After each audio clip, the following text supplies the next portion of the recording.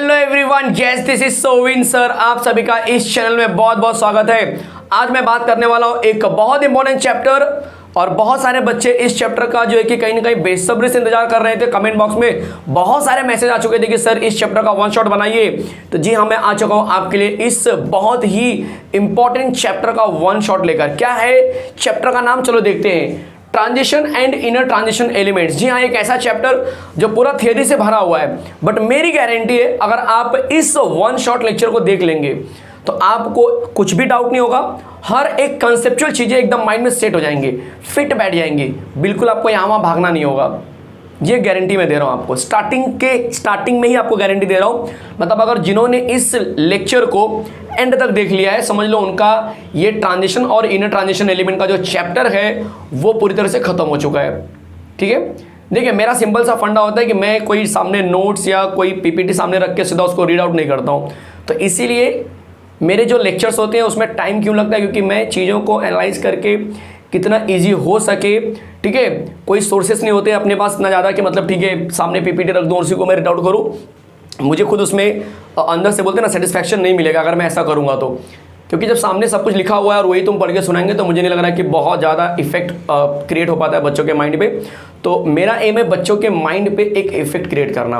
उस कंसेप्ट के बारे में जो विजुअलाइज कराना चाहता हूँ मैं, वो तब कर पाएंगे जब आपके पास कुछ नहीं है। आप कब सोच पाएंगे किसी के बारे में, जब आपको मैं कोई लिमिटेशन नहीं दूंगा। अगर आपके सामने मैं बुक रख दूं और बोलूँ ये पी का वैल्यू 2 है और क्यू का वैल्यू 3 है, तो चलो बताओ पी क्यू का वैल्यू क्या होगा। तो आप बोलेंगे सर 2 × 3 6 होने वाला है, क्योंकि आपने पी का वैल्यू और क्यू का वैल्यू ऑलरेडी देख लिया है।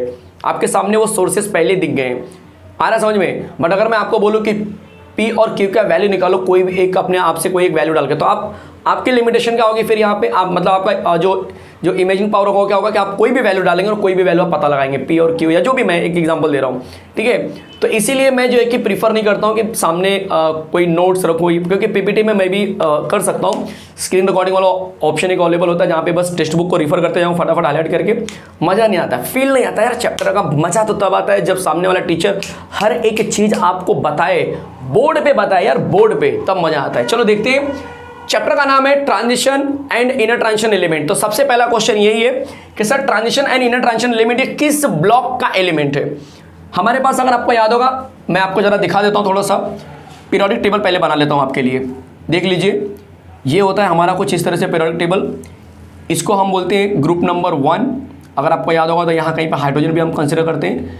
मान के चलो कि ये हाइड्रोजन होगा इस तरह से, तो ऊपर ले लेता हूँ आपके लिए ग्रुप नंबर 1 और ये ग्रुप नंबर 2 हो गया। क्लियर है। और इसको हम कंबाइंड फॉर्म में बोलते हैं कि ये एस ब्लॉक एलिमेंट होगा। ठीक है, फिर यहाँ से चालू होता है आपका 3 4 5 6 7 8 9 10 11 12 तक ये हो गया।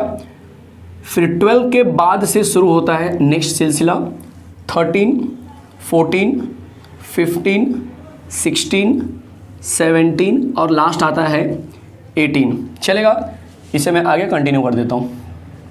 ये ग्रुप नंबर 1 हो जाता है हमारा इस तरह से। अगर आप आगे के जाएंगे तो ये ग्रुप नंबर 1 मिल जाएगा, ये ग्रुप नंबर 1, ये ग्रुप नंबर 2 और ये ग्रुप नंबर, सॉरी ग्रुप नहीं पीरियड बोलेंगे। ठीक है, ये ग्रुप नंबर 1 इस तरह से आ जाएगा। बार बार ग्रुप बोल रहा हूँ, पीरियड नंबर 1, ये पीरियड नंबर 1 मिल गया। चलेगा, फिर ये पीरियड नंबर 2 और 3 मिल जाएंगे। क्लियर है सबको, देख लो। Period number 1, period number 2, period number 3, period number 4, period number 5, period number 6, period number 7। कोई डाउट है तो बोलना मुझे, इस सबको इरेज कर देते हैं, इन सब की कोई ज़रूरत नहीं अभी। ठीक है, तो अगर मैं रफली पीरियोडिक टेबल की बात करूं कि एक स्केलेटन बनाओ, स्केलेटन का मतलब एक ढांचा बना दो पीरियोडिक टेबल का, तो पीरियोडिक टेबल कुछ ऐसा दिखेगा। ये होंगे हमारे 3 4 5 6 7 8 9 10 11 12, जिसे हम बोलते हैं डी ब्लॉक। ये डी ब्लॉक के एलिमेंट है, ये इसी को हमें पढ़ना है। यही है हमारा ट्रांजिशन। 13 14 15 16 17 18, जनरली इसको हम बोलते हैं पी ब्लॉक। ठीक है, इसको हम पी ब्लॉक बोलते हैं। अब 1 2 3 4 5 6 7, तो 4th पीरियड में ये दिख रहा है आपको डी ब्लॉक कहाँ से हो रहा है, थर्ड ग्रुप। तो ये आपके माइंड में सेट कर लो भाई, 4th period, 5th period, 6th period, 7th period के जो एलिमेंट्स होंगे और ग्रुप की बात करेंगे तो 3 से लेके 12 तक। देख लो, दिख रहा है कि नहीं सबको, दिखाई दे रहा है बच्चे एकदम अच्छे से, देख लो एकदम अच्छे से, देख लो, सेट कर लो माइंड में। ये आपके लिए ड्रॉ कर रहा हूँ मैं, इसी को बोलते हैं डी ब्लॉक एलिमेंट या फिर transition and inner transition element. तो ये बंदे लोग जो होते हैं इनको हम ट्रांजिशन या इनर ट्रांजिशन बोलते हैं। अभी ये थर्ड अगर मैं बात करूँ कि 4th पीरियड में अगर मैं बात करूँ इसमें एलिमेंट कौन सा आएगा, तो SC आगे आएगा, TI, VCR, MN, FECO, NICUZN। अब हमें जो है डिटेल में इन्हीं के बारे में पढ़ना है। ये दिख रहा है आपको, मतलब ग्रुप पीरियड नंबर 4th के बारे में ही हमें डिटेल में पढ़ना है। तो अगर आपको इस चैप्टर में एक्सपर्ट बनना है तो आप इन एलिमेंट के बारे में जानना होगा आपको, और कुछ नहीं करना है, ठीक है। चलो, तो पहला क्वेश्चन जो आ रहा है हमारे लिए कि सर डी ब्लॉक एलिमेंट का डेफिनेशन क्या होगा। एग्जाम में क्वेश्चन आ गया, डिफाइन डी ब्लॉक एलिमेंट या what R D block element. ध्यान से सुनो, मजा आ जाएगा आपको। स्कैडियम जिसका नंबर होता है 21, ये होता है 22, ये होता है 23, ये होता है 24, ये होता है 25, ये होता है 26, ये होता है 27, ये होता है 28, ये होता है 29, ये होता है 30। चलेगा। तो अगर मैं बोलूँ कि चलो स्कैडियम मैंने ले लिया है जिसका नंबर होता है 21, इसका इलेक्ट्रॉनिक कॉन्फिगरेशन होगा आर्गन 18, ठीक है, 4s2, 18 + 2 20 और 3d 1। चलेगा। मैंने बोला कि TI का नंबर ले लो, तो आप बोलेंगे सर TI का नंबर 22 होता है। 22 को हम कैसे लिखेंगे, आर्गन 18, 18 + 2 20 और 3d 2। क्या दिखाई दे रहा है इससे आपको? अब धीरे धीरे समझ में आ रहा है कि ओके, मतलब कि ये जो 4s दिख रहा है, अगर मैं इस 4 को क्या मान लूँ, n मान लूँ, n, ध्यान से देखना, ns, तो बताओ ये 3 क्या बन जाएगा, तो आप बोलेंगे n-1d बन जाएगा। बोलो समझ में आया। लास्ट इलेक्ट्रॉन कहाँ जा रहा है, तो आप बोलेंगे सर n-1d में जा रहा है। लास्ट ऑर्बिटल कौन सा हुआ, तो आप बोलेंगे सर n-1d ऑर्बिटल लास्ट हुआ। क्लियर है। तो इलेक्ट्रॉन जब फिलअप करते हैं ना, तो लास्ट इलेक्ट्रॉन जिस ऑर्बिटल में जाएगा उसी ऑर्बिटल का जो ब्लॉक बनेगा उसी को हम बोलते हैं उस ब्लॉक का element. Like d block element क्या होगा, तो आप बोलेंगे when the last electron of an element enters to n-1d orbital then the element is considered as d block element. Picture clear हो गया एकदम अच्छे से। क्या बोला मैंने, if the last electron of an element, if the last electron, जैसे ये 21 है तो 18 + 2 20 हो गया, तो लास्ट इलेक्ट्रॉन कौन बचा, 21 का 1 बचा। Last electron of an element enters to n-1d orbital, मतलब 3 में जा रहा है ना, ये 4 में नहीं जा रहा है, 3 में जा रहा है, 3d में, इसको n-1d बोलेंगे। Then it is called as, then this is called as d block element. Clear है। n-1d का एक और नाम होता है, इसको हम बोलते हैं पेनल्टीमेट शेल। पेनल्टीमेट शेल, बहुत सारे बच्चे इस वर्ड को टेक्स्ट बुक में तो बहुत ज़्यादा मेंशन नहीं किया होगा शायद ये वर्ड, ठीक है, बट आप कहीं दूसरी जगह कोई अच्छा, अगर आप एंट्रेंस की तैयारी कर रहे हो साइड में, तो पेनल्टीमेट शेल ये सुनने के लिए भी मिलेगा। भाई पेनल्टीमेट शेल क्या होता है, तो पेनल्टीमेट शेल का मतलब होता है एक तरह से एक ऐसा ऑर्बिटल जो इलेक्ट्रॉन लेते समय खुद बोलेगा मैं आउटर मोस्ट हूँ। मतलब अगर मैं बोलूँ स्कैडियम का लास्ट इलेक्ट्रॉन कहाँ जाएगा, तो आप बोलेंगे सर 3d 1 में जा रहा है। लेकिन अगर मैं बोलूँ चलो इलेक्ट्रॉन निकालने का टाइम आ गया, चलो अब इलेक्ट्रॉन निकालो, फटाफट जल्दी जल्दी इलेक्ट्रॉन निकालो, तब ये 3d बोलेगा कि मैं अंदर वाला शेल हूँ। बाहर वाला शेल कौन है, पहले 4s है, तो इलेक्ट्रॉन बोलो पहले कहाँ से निकलेगा, 4s से निकलेगा। ऐसे अजीबोगरीब बिहेवियर वाले शेल को हम बोलते हैं पेनल्टीमेट शेल। आया समझ में। तो ये n-1 मतलब अंदर वाला शेल, मतलब ये n-1 क्या बन जाएगा, अंदर वाला बन जाएगा। n मतलब प्रिंसिपल क्वांटम नंबर, उसके और अंदर, मतलब समझ रहे हैं, ये देखो इस तरह से ये ऑर्बिट, तो इसके अंदर मतलब ये ऐसा कहीं पे, ये मतलब इसको बोलेंगे n-1 और ये हो जाएगा आपके लिए n, तो ये ns हो गया, ये n-1d हो गया। लेकिन इलेक्ट्रॉन लेते समय ये बोलेगा मैं बाहर वाला ऑर्बिटल हूँ, मुझ में इलेक्ट्रॉन लाओ लास्ट वाला, लेकिन निकालते समय ns को आगे भेज देगा, बोलेगा भाई तू इलेक्ट्रॉन निकाल पहले, तब मेरे में से इलेक्ट्रॉन निकलेगा। ये चीज़ें समझ में आ गई थोड़ी सी, ठीक है। देखो ये सब चीज़ें ना कोई बताने वाला नहीं है, सीधा टेक्स्ट बुक में जो लिखा है अंडरलाइन कर करके वही समझा देंगे आपको। तो मैं चाहता हूँ कि आप डिटेल एनालिसिस करो, चीज़ों को मजा आ जाएगा। कोई डाउट है किसी को, कोई डाउट है, चलो इसको जरा इरेज करता हूँ मैं, इसमें और कुछ चीज़ें बची हुई हैं अभी। तो डी ब्लॉक एलिमेंट तो सबको समझ में आ गया। डी ब्लॉक एलिमेंट क्या होता है, when last electron of an element enters to n-1d orbital that is penultimate shell, then it is called as d block element. D block element या ट्रांजिशन एलिमेंट। क्वेश्चन है कि sir transition element क्यों नाम आया, तो अगला question आपके लिए आ गया कि ट्रांजिशन एलिमेंट हम किसको बोलते हैं, ट्रांजिशन एलिमेंट किसको बोलेंगे। तो बहुत सिंपल सा फॉर्मूला है, बहुत सिंपल सा पैटर्न मैं बोलूंगा। इनकम्प्लीट डी ऑर्बिटल वाले जितने भी एलिमेंट होंगे, इनकम्प्लीट डी ऑर्बिटल वाले जितने भी एलिमेंट रहेंगे सबको हम क्या बोलेंगे? ट्रांजिशन एलिमेंट बोलेंगे। तो अब आप देख लो, scandium, titanium, vanadium, chromium, manganese, iron, cobalt, nickel, copper, zinc, ये सब के सब क्या रहेंगे लास्ट में। डी का आउटर मोस्ट कितना होता है बच्चे? डी के पास मैक्सिमम कितने इलेक्ट्रॉन आ सकते हैं? 10 आ सकते हैं। कोई है जो 10 दिखाता है? आप बोलेंगे सर स्कैडियम में तो 1 आएगा, इसमें 2, इसमें 3, इसमें 4, इसमें 5, 6, 7, 8, 9, यहाँ पे आएगा 3D 10। मतलब जिंक को छोड़ के बाकी सब क्या होंगे? ट्रांजिशन एलिमेंट होंगे, क्योंकि सब में इनकम्प्लीट डी ऑर्बिटल पाया जाता है। क्लियर है? तो एग्जाम में 1 मार्क के लिए क्वेश्चन आ गया कि कौन सा एलिमेंट ट्रांजिशन एलिमेंट नहीं है? डी ब्लॉक वाला। तो ये मत बोलना सर डी ब्लॉक मतलब ट्रांजिशन, सब तो ट्रांजिशन होंगे, क्वेश्चन गलत आ गया भाई। जिंक जो होगा वो ट्रांजिशन एलिमेंट का नेचर नहीं दिखाएगा। इसके नीचे कुछ बंदे और होते हैं, टेक्स्ट बुक में आप देख सकते हैं, जैसे मर्क्यूरी हो गया, सीडी हो गया, कैडमियम हो गया, इस तरह कुछ बंदे और मिलेंगे जो ट्रांजिशन एलिमेंट नहीं होते हैं। बट हमें फिलहाल 4th पीरियड के बारे में सीखना है, तो मैं उसमें ज़्यादा फोकस करूंगा। चलेगा? कोई डाउट है? तो जिंक जो होगा उसका इलेक्ट्रॉनिक कॉन्फिगरेशन देखो ऐसा होगा। जिंक का नंबर 30 होता है, लिखते हैं आर्गन, फिर देख लो 4s2 और 3d10, ये ऐसा होता है। बहुत सारे लोग बोलेंगे कि सर बुक में तो कहीं कहीं पे ऐसा भी दिया होता है। ये देखो कहीं कहीं पे ना ऐसा होगा कि 3d10 पहले लिखा होगा, 4s2 बाद में लिखा होगा। बेहोश मत होना भाई, दोनों एक ही चीज़ है। इन दोनों की एनर्जी लेवल इतनी सेम होती है ना कि आगे पीछे आप लिख सकते हो। मैंने पहले बोला डी एक अजीबोगरीब बिहेवियर दिखाता है, कभी बोलता है कि मैं बाहर हूँ, कभी बोलता है मैं अंदर वाला हूँ। तो इसलिए दोनों इलेक्ट्रॉनिक कॉन्फिगरेशन राइट है, टेंशन मत लेना, ठीक है। तो 18 और 2 20, 20 और 10 30। तो मतलब ये डी ऑर्बिटल में पूरे 10 इलेक्ट्रॉन, मतलब ये कंप्लीटली फिल्ड हो चुका है। कैसा हो चुका है? ये कंप्लीटली फिल्ड हो चुका है, जिसकी वजह से आप बोलेंगे कि भाई ये जो जिंक है वो ट्रांजिशन एलिमेंट नहीं है, नहीं है। समझ में आया सबको? जिंक ट्रांजिशन एलिमेंट क्यों नहीं होता है? पिक्चर क्लियर हो गया? पीरियोडिक टेबल का मुझे थोड़ा सा काम है, इसलिए मैं इरेज नहीं कर रहा हूँ। कोई डाउट है तो बोलना मुझे। कहीं पर भी चीजें एक मैं गारंटी दे रहा हूँ ना, आप बस मेरे साथ बैठो यार तुम, ये मेरी गारंटी है। डी ब्लॉक मतलब ये ट्रांजिशन उड़ा देंगे, आप उड़ा देंगे, लिख के ले लो पेपर पे। चलो ये हो गया सबका, आगे दिखाता हूँ। अगला क्वेश्चन आपके लिए आ गया पोजीशन ऑफ ट्रांजिशन एलिमेंट या position of D block element. मतलब कि डी ब्लॉक एलिमेंट का जो पोजीशन है वो कहां पे है? Position of D block element, मतलब कि डी ब्लॉक जो एलिमेंट है उसका पोजीशन कहां पे है भाई? कहां पे ये बंदे लोग हैं? तो पोजीशन जरा देख लो। तो आप बोलेंगे पीरियोडिक टेबल में जो डी ब्लॉक होता है वो between s and p block. जरा चेक करो सही जा रहा है? Between s block and p block, check कर लो जरा फटाफट। हाँ, एस ब्लॉक यहाँ पे है, पी ब्लॉक यहाँ पर है, तो उसके बीच में डी ब्लॉक है। बात सही है बिल्कुल। और क्या बोलेंगे? ये ग्रुप कंटेन करता है कहाँ से कहाँ? तो ग्रुप 3 to 12 लेके चलता है। जरा चेक करो 3 to 12 होता है क्या? 3 ग्रुप से लेके 12 ग्रुप तक। सही बात है। ये पीरियड लेके चलता है, कहाँ से कहाँ पीरियड लेके चलता है? तो आप बोलेंगे सर 4 से लेके 7 तक लेके चलता है, तो पीरियड 4 to 7 दिखाता है। बोलो समझ में आया? तो कभी अगर क्वेश्चन बन गया कि पोजीशन ऑफ डी ब्लॉक बताओ, भाई ये 3 पॉइंट्स बस तुम्हें बताने मेजर। कोई डाउट है किसी को? कहीं पर भी चेक कर लो फटाफट चेक कर लो। कोई डाउट हो तो बोलना मुझे। अब जैसे आपने स्कैडियम के लिए किया है वैसे ही नीचे कुछ और एलिमेंट होंगे, इसके नीचे कुछ और होंगे, इसके नीचे कुछ और होंगे।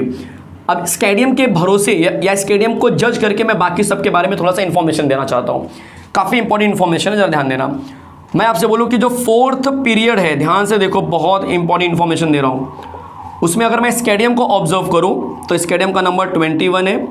इलेक्ट्रॉनिक कॉन्फिगरेशन में आर्गन आता है 3d1 4s2। मैंने पहले बोला, आप d1 आगे पीछे ले लो, कोई फर्क नहीं पड़ेगा।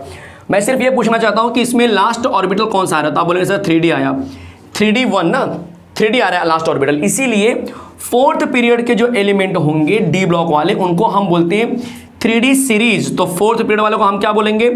3d series. ध्यान से देखो जरा क्या बोल रहा हूं मैं, तो इसको बोला जाता है 3d सीरीज। अब आप अपने आप से दिमाग चला लो। 4th वाला 3d सीरीज, तो 5th वाला 4d सीरीज, 6th वाला 5d सीरीज, 7th वाला 6d सीरीज। एक एक कम करते जाओ। तो अब आपको एक और MCQ क्वेश्चन आ गया कि 5th पीरियड जो होते हैं उसमें कौन से सीरीज वाले एलिमेंट आते हैं? तो आप बोलेंगे 5th पीरियड में 4d सीरीज वाले एलिमेंट आएंगे। बोलो समझ में आया? 6th पीरियड में 5d सीरीज वाले बंदे लोग रहेंगे। सही बात है। और 7th पीरियड में, जो 7th पीरियड होता है उसमें 6d सीरीज वाले लोग रहेंगे। बोलो सीरीज के बारे में इंफॉर्मेशन मिल गया? कोई डाउट है तो एग्जाम में कभी कभी क्या बनता है, right the electronic configuration of 4D series. अब 4D सीरीज बोला, इसका मतलब वो तुमसे एक्सपेक्ट कर रहे हैं कि 4D वाला ऑर्बिटल लेके तुम्हें बताना होगा, मतलब कुछ ये वाला मैं बात कर रहा हूं।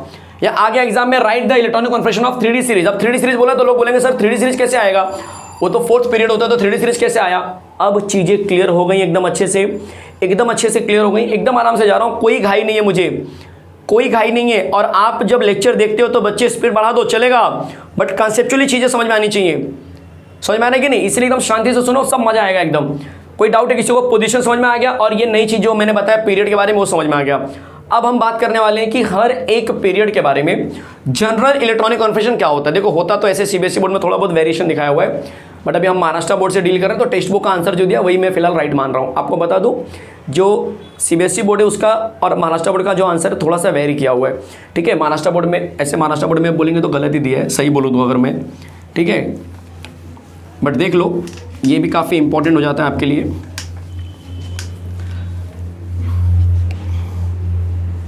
चलो क्या बोलने वाला हूं मैं, तो मैं बोलूंगा general electronic configuration, general electronic configuration of. अब जरा सुन लो पहले, ऑफ के बाद मैं क्या लिख रहा हूं, 3D सीरीज, फिर क्या लिखूंगा, ऑब्वियस है 4D सीरीज, फिर क्या लिखूंगा, ऑब्वियस है 5D सीरीज, और फिर आ गया मेरा 6D सीरीज़। चलेगा बच्चे लोग, चलेगा बच्चा लोग, कोई डाउट है? चलो तो आपको दिखाता हूँ कि ये क्या दिखाता है। चलो मैं बोलता हूँ 3D सीरीज़ में क्या होता है। आप बोलेंगे सर 3D होता है और 4S होता है। 4D में क्या होगा, आप बोलेंगे सर 4D होगा और एक बढ़ा दो 5S होगा। यहाँ पे क्या होगा, 5D होगा, 6S होगा। यहाँ पे क्या होगा, तो आप बोलेंगे 6D होगा और 7S होगा। कोई डाउट है? अब इनर्ट गैस भी इंपॉर्टेंट रोल प्ले करते हैं। तो इनर्ट गैस इसमें क्या था बच्चे, हमारा आर्गन था, जगह नहीं मेरे पास, इसमें आर्गन था, ठीक है, 18 नंबर। अब जरा देख लो यहाँ पे, यहाँ से चीज़ें थोड़ी सी बदलने वाली है। ये आर्गन था। अब 4D सीरीज जो होगा यहाँ पे देख लो जरा, ये कितना नंबर है बच्चे, 30, 31, 32, 33, 34, 35, 36, मतलब 36 वहाँ पे है। फिर 36 के बाद यहाँ पे कौन आएगा, 37, 38, 39, तो मतलब कि 36 इसके नज़दीक इनर्ट गैस आएगा। 36 किसका होता है जरा सोच लो, 36 किसका होता है बच्चे, क्रिप्टॉन का होता है। तो यहाँ पे क्रिप्टॉन मतलब इनर्ट गैस आएगा। अब जरा देख लो इसी लाइन में, ये 36, 37, 38, 39, फिर 40, 41, 42, 43, 44, 45, 46, 44, मतलब यहाँ पे आएगा 54। चलेगा, 54 के बाद ये आ जाएगा। तो 54 किसका होता है, XE का होता है। देखो मैं क्यों ये सब सिखा रहा हूँ, क्योंकि भाई तुम्हें पता होना चाहिए कि 54 यहाँ पे आएगा। उसके बाद कौन आता है भाई, 54 आ गया ना, फिर इसके बाद यहाँ पे चलता है 54, ये पूरा 54 के नज़दीक वाला ही रहेगा। चलेगा, यहाँ से लास्ट में कौन आएगा, RN, रेडान आएगा, जिसका नंबर 86 होता है।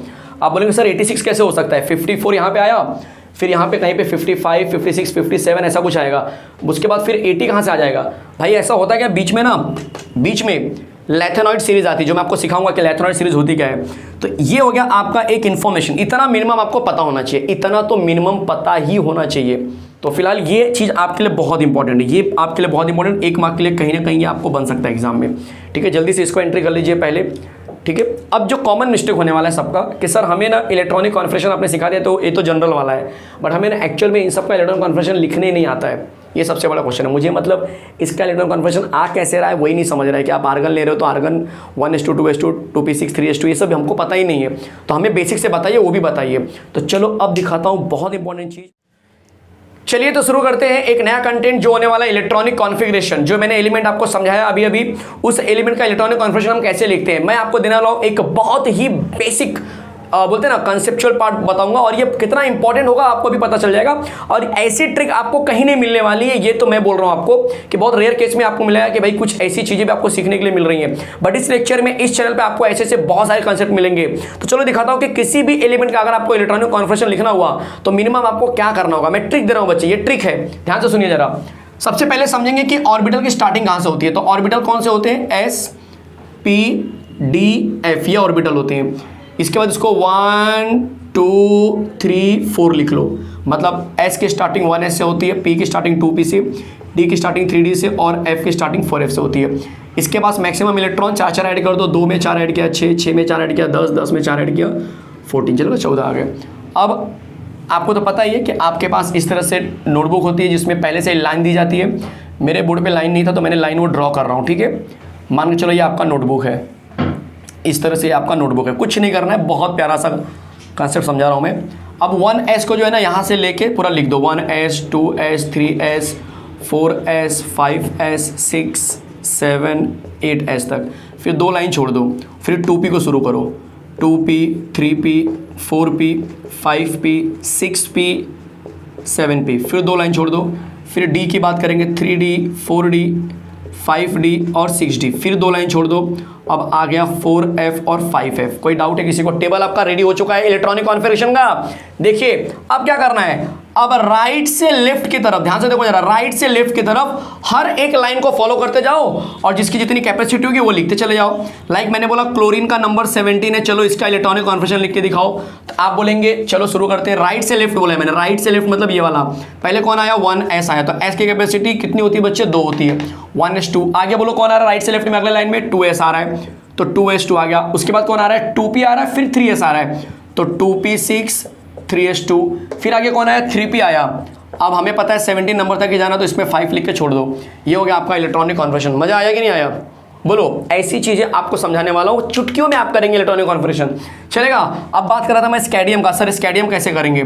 तो स्कैडियम का नंबर 21 है, देख लीजिए। ये सेम इतना तो कॉमन है 1s2 2s2 2p6 3s2 3p6 ले रहा हूँ, मतलब यहाँ पे हो गया 18।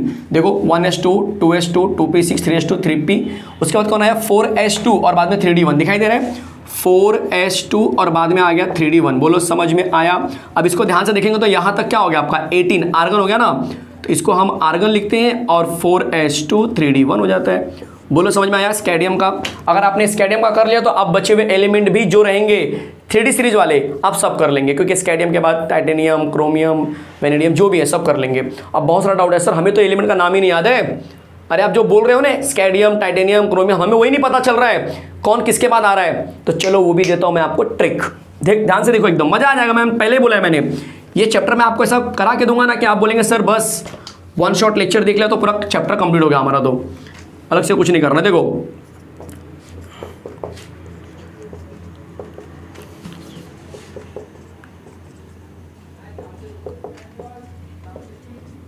चलेगा, ये एलिमेंट है हमारे पास, तो आप क्या बोलेंगे? अब ऐसा नहीं बोल रहा कि ये मेरा निकाला हुआ ट्रिक है भाई, फ्रीक्वेंटली निकाला तो बहुत हर जगह पे मतलब ये दिया हुआ है, ठीक है, ऐसा कुछ नहीं है। आपको अगर देखेंगे तो हर एक तीसरा बंदा ये ट्रिक यूज़ करता है, ऐसा कुछ ये बड़ी बात नहीं है, ठीक है। साइंस टीचर, SC मतलब science teacher, very crazy man. क्या बोला मैंने? Science teacher very crazy man. अब जो क्रेजी बंदा उसको क्या करेंगे? आप उठा के फेंक दो, तो आप बोलेंगे फेकोनी। फेकोनी मतलब उठा के फेंक दो, और फेंकने के बाद खुद ही पूछ रहे हैं क्यों फेंका? क्यों जी? क्यों जी? क्यों फेंक दिया जी? आया समझ में? तो क्या ट्रिक बन गया? Science teacher very crazy man. Crazy man है तो क्या करेंगे? उठा के फेंकना है, तो फेकोनी। फेकोनी क्यों जी? क्यों फेंका आपने इन्हें? चीज़ें क्लियर हो गई हैं? अब नंबर दिखा देना, 21 22 23 24 25 26 27 28 29 30, और यही डी ब्लॉक एलिमेंट जो होते हैं आपको कोऑर्डिनेशन कंपाउंड में भी यूज होते हैं, जिसका नंबर तुम्हें एग्जाम में कभी कभी नहीं दिया जाता है। आ रहा है समझ में? बहुत सारे एलिमेंट होते हैं जहाँ पे जब आप ईआन निकालते हो या फिर जब आप वैलेंस बॉन्ड थ्योरी का बॉक्स वाला ऑर्बिटल बनाते हो, तो वहाँ पर आपको ये सब एलिमेंट यूज़ होते हैं फ्रीक्वेंटली। कोबाल्ट कितनी बार यूज़ हुआ है, निकल कितनी बार यूज़ हुआ है, क्रोमियम कितनी बार यूज़ हुआ है, ठीक है, इस तरह के एलिमेंट, मैंगनीज कितनी बार यूज़ हुआ है, तो ये सारे एलिमेंट वहाँ पे यूज़ होते हैं। क्लियर है? चलो यहाँ तो कोई डाउट है तो बोलो मुझे, फटाफट देख लीजिए। ये मैंने थोड़ा सा बेसिक बताया है, अब इसके बाद चैप्टर का जो बचा हुआ कंटेंट वो शुरू कर रहा हूँ मैं। क्लियर है? तो सबको समझ में आ गया अच्छे से? Science teacher very crazy man, फेकोनी क्यों जी, ये आपका एलिमेंट हो गया 3D सीरीज वाले, और इलेक्ट्रॉनिक कॉन्फ़िगरेशन का कैसे निकालते हैं वो भी पता चल गया। क्लियर है? इलेक्ट्रॉनिक कॉन्फ़िगरेशन अगर आपको आता है तो ये चैप्टर आपको आ गया। आप बोलेंगे सर हमें तो आ गया इलेक्ट्रॉनिक कॉन्फ़िगरेशन, आप किसका भी पूछिए हम निकाल देंगे। चलो मैंने बोला आप आयरन का निकालो, Fe26 का इलेक्ट्रॉनिक कॉन्फ़िगरेशन निकालो। देख लो आप क्या करेंगे। आर्गन कैसे पता चला आर्गन आएगा? 1s2 2s2 2 2 4 4 और 6 10 2 12 6 18, यहाँ तक तो आर्गन आ गया। 18 2 20 4s2, हमें 26 तक जाना है, तो आप बोलेंगे सर 3d6, ये लो आ गया। आया कि नहीं आया? तो आप किसी का भी निकाल सकते हैं। कोई डाउट है किसी को कहीं पर भी? कंफर्म? चलो अब दिखाता हूँ one of the important concept. Concept क्या है? कंसेप्ट है कि अगर मैं आपसे बोलूँ कि क्रोमियम का इलेक्ट्रॉनिक कॉन्फ़िगरेशन दिखाओ 24 नंबर वाले का, तो आप क्या बोलेंगे? बोलेंगे सर ने अभी ताज़ा सिखाया है, चलो आर्गन हो गया, 4s2 हो गया, 3d4 हो गया, ये हो गया इसका इलेक्ट्रॉनिक कॉन्फ़िगरेशन, चलेगा। बट बच्चे मैं आपको बता दूं कि जैसा हमने सोचा है वैसा ही केमिस्ट लोगों ने भी सोचा था। जब रिसर्च कर रहे थे ना, तो क्रोमियम और कॉपर ये दो बंदे लोग ना, जैसा रिजल्ट मिलना चाहिए वैसा रिजल्ट नहीं दिखा, इनका रिजल्ट अलग दिखा, मतलब इनका इलेक्ट्रॉनिक कॉन्फ़िगरेशन अलग दिखा। तो हमें जो हम सोच रहे थे ना, उसको हम बोलेंगे एक्सपेक्टेड वैल्यू या एक्सपेक्टेड रिजल्ट। मतलब ये कौन सा इलेक्ट्रॉनिक कॉन्फ़िगरेशन है, तो इसको बोलेंगे एक्सपेक्टेड इलेक्ट्रॉनिक कॉन्फ़िगरेशन। बट क्या रियल में ये मिला, तो हम बोलेंगे नहीं, हमें ये नहीं मिला। कौन से दो एलिमेंट अलग अलग बिहेवियर दिखाते हैं, कॉपर और क्रोमियम। मैं क्रोमियम का सिखाऊंगा तो कॉपर भी समझ जाएंगे आप लोग, चलेगा। तो गेट रेडी इसका आंसर सुनने के लिए कि ये ऐसा क्यों किया, इसने ऐसा बोलते हैं ना अजीबोगरीब बिहेवियर क्यों दिखाया, कि अपने बिहेवियर को इसने बदल दिया। जरा ध्यान से सुन लो, ये सब रफ कर देता हूं मैं। तो क्वेश्चन क्या आ रहा है, सबको समझ में आ रहा है क्वेश्चन क्या है? बहुत प्यारा सा क्वेश्चन है कि why copper and chromium shows, why chromium shows different electronic configuration. ठीक है, डिफरेंट इलेक्ट्रॉनिक कॉन्फ़िगरेशन या फिर अब नॉर्मल इलेक्ट्रॉनिक कॉन्फ़िगरेशन, या फिर जो भी बोलो, अलग इलेक्ट्रॉनिक कॉन्फ़िगरेशन क्यों दिखाता है। तो पहले बता दो एक्सपेक्टेड क्या था, तो हम बोलेंगे एक्सपेक्टेड इलेक्ट्रॉनिक कॉन्फ़िगरेशन जो था इसका वो ये था कि ये आर्गन 4s2 3d4 ये एक्सपेक्टेड था। बट ये क्या हुआ, आगे ऐसा मिला नहीं रिजल्ट में। तो हमें ऑब्जर्व क्या मिला, जरा समझ लो पहले। ये तो एक्सपेक्टेड था, बट ऑब्जर्व मतलब जो हमने रिजल्ट देखा वो क्या मिला। रिजल्ट में क्या मिला, रिजल्ट में ये मिला कि आर्गन तो है ही, नो डाउट, इसका एक इलेक्ट्रॉन इसके पास चला गया, मतलब ये 4s1 बन गया और ये 3d5 बन गया। ऐसा मिला ऑब्जर्व्ड इलेक्ट्रॉनिक कॉन्फ़िगरेशन। तो एक मार्क के लिए अगर पूछा गया कि ऑब्जर्व्ड इलेक्ट्रॉनिक कॉन्फ़िगरेशन बताओ क्रोमियम का, तो ये लिख के आएंगे। और ऑब्जर्व्ड नहीं भी पूछा गया, सिर्फ बोला गया इलेक्ट्रॉनिक कॉन्फ़िगरेशन लिख के दिखाओ, तो भी यही लिखेंगे, क्योंकि ये तो गलत था ना बच्चे, ये गलत वाला है, समझ में आ रहा है, ये राइट वाला है। अब क्वेश्चन कि सर ऐसा क्यों हुआ, ये अजीबोगरीब बिहेवियर क्यों दिखाया। तो याद रखना, याद रख लो, क्रोमियम मान के चलो एक पेरेंट है, क्रोमियम क्या है बच्चे, एक पेरेंट है, और ये सब क्या है, ये उनके बच्चे लोग हैं। देख लो यहाँ पे, ये कॉपर ना, सॉरी ये आर्गन जो है ना, इसको मैं चाहता आपको ब्रेक करके पूरा दिखाता हूँ तो ज़्यादा समझ में आएगा पिक्चर। ये क्रोमियम का नंबर 24 है, मान के चलो मैं इसको पूरा सॉल्व कर रहा हूँ। 1s2 2s2 2p6 3s2 3p6 4s2 3d4। अब क्लियर है। क्रोमियम के देखो इतने सारे बच्चे हैं, 1s 2s 3p 2p 3s 3p 4s 3d, ये सब उनके बच्चे लोग हैं किसके, क्रोमियम के। अब मुझे बताओ हर माता पिता क्या चाहता है, हर माता पिता चाहता है कि उनका बच्चा क्या हो, स्टेबल हो, बराबर ना। अरे अच्छी नौकरी, अच्छी छोकरी, और क्या चाहिए लाइफ में, है कि नहीं। तो क्रोमियम जो माता पिता का रोल प्ले कर रहा है यहाँ पे, वो भी चाहेगा कि उनके जो बच्चे लोगों क्या रहे, स्टेबल रहें। अब क्वेश्चन ये कि सर स्टेबिलिटी हम कैसे पता लगाएंगे, बीइंग अ ह्यूमन बीइंग हमें कैसे पता चलेगा कि ये बंदे को क्या चाहिए या इनके बच्चे कब स्टेबल होंगे। तो किसी भी एलिमेंट के ऑर्बिटल, मतलब उनके बच्चे कब स्टेबल होंगे, जब वो क्या होंगे, कंप्लीटली फिल्ड होते हैं। क्या होते हैं वो, कंप्लीटली फिल्ड होते हैं, चलेगा, या फिर हाफ फिल्ड होंगे, या फिर हाफ फील्ड होंगे। ये दो सिचुएशन में क्या होते हैं, वो स्टेबल हो जाते हैं। तो आप बोलेंगे सर 1s की कैपेसिटी 2 होती है, अरे तो स्टेबल है, ये भी स्टेबल है, ये भी स्टेबल है, ये भी स्टेबल है, ये भी स्टेबल है, ये भी स्टेबल है, ये स्टेबल नहीं है। तो आप बोलेंगे 3d4 neither half field nor full field. Chromium tension में कि सारे बच्चे उसके सेटल हो चुके हैं, गवर्नमेंट जॉब मिल गई है, नौकरी छोकरी सब मिल गई है, बेचारा 3d जो है तड़ी पार निकल गया। तड़ी पार समझते हैं, अरे मतलब लुक्खा बोलते हैं, लुक्खा, हमारे लैंग्वेज में बोलते हैं लुक्खा, एक नंबर का। तुम वैसे 3d जो है ना, वो एक आवारा निकल गया है। तो क्रोमियम को बहुत चिंता हो रही है कि यार मेरा छोटा वाला बेटा तो तड़ी पार निकल गया है। तो ये छोटा वाला बेटा जो है तड़ी पार निकल गया ना, उसको लाइन पे लाने का एक तरीका है कि अपने जो बचे हुए जो बच्चे लोग हैं ना, उनसे ही क्रोमियम क्या करेगा, रिक्वेस्ट करेगा, अरे जरा इसका भी जरा कुछ कर लो यार, तुम इतने बड़े बड़े पोस्ट पे पहुंच गए, तुम्हारा छोटा भाई कुछ नहीं कर रहा है, कुछ तो करो। तब जो है ये 3d वाला जो छोटा वाला जो लड़का एकदम, वो बोलेगा ठीक है मैं ना स्टेबल होने के लिए रेडी हो रहा हूँ, बट मुझे ना ये 1s दिख रहा है कि ना तुमको, ये 1s दिख रहा है, इसके और 3d के बीच में गैप बहुत ज़्यादा दिख रहा है, एनर्जी गैप। मतलब ये इससे बात करने के लिए बिल्कुल भी पसंद नहीं रहेगा, बिल्कुल पसंद नहीं करेगा। 3d जो है ना 1s को पसंद नहीं करेगा, क्योंकि एनर्जी गैप बहुत ज़्यादा है। जैसे हमारे लाइफ में बोलते हैं एज गैप। अब अगर मैं आपको बोलूँ, या आप अपने दोस्तों से जो चीज़ आसानी से शेयर कर लेते हो, आपके दोस्त आसानी से समझ जाते हैं, बराबर, वो चीज़ आपके घर पे जब माता पिता को बताते हैं, पेरेंट्स को बताते हैं, नहीं समझ पाते हैं। गोवा जाना है तुझे गोवा जाना है, क्या करेगा गोवा जाके, और दोस्त लोग अरे यार चिल करेंगे, मजा आएगा, मतलब देख रहे, ट्यूनिंग देख रहे हैं आप लोग भाई। जो चीज़ आप अपने फ्रेंड को बताते हैं ना, दोस्त समझ जाता है अंदर की बातों को। माता पिता क्या समझते हैं, उनको तो बस खर्चे की पड़ी रहती है। वो देखेंगे गोवा जाएगा 5,000 रुपये, कौन सा ट्रिप तो गोवा जा रहा है, वो भी कोरोना में। मतलब क्योंकि एज गैप है ना बच्चे, एज गैप है। वैसे यहाँ पे 3D जो है ना, अपने दिल की बात जो है ना 1S को नहीं बोल पाएगा कि मैं किस लाइफ में या किस फील्ड में कैरियर बनना चाहता हूँ, बट 3D इस 4S को बोल सकता है। क्यों? क्योंकि भाई एज गैप एकदम कम है। मतलब यहाँ पे हम बोलेंगे एनर्जी गैप एकदम कम है।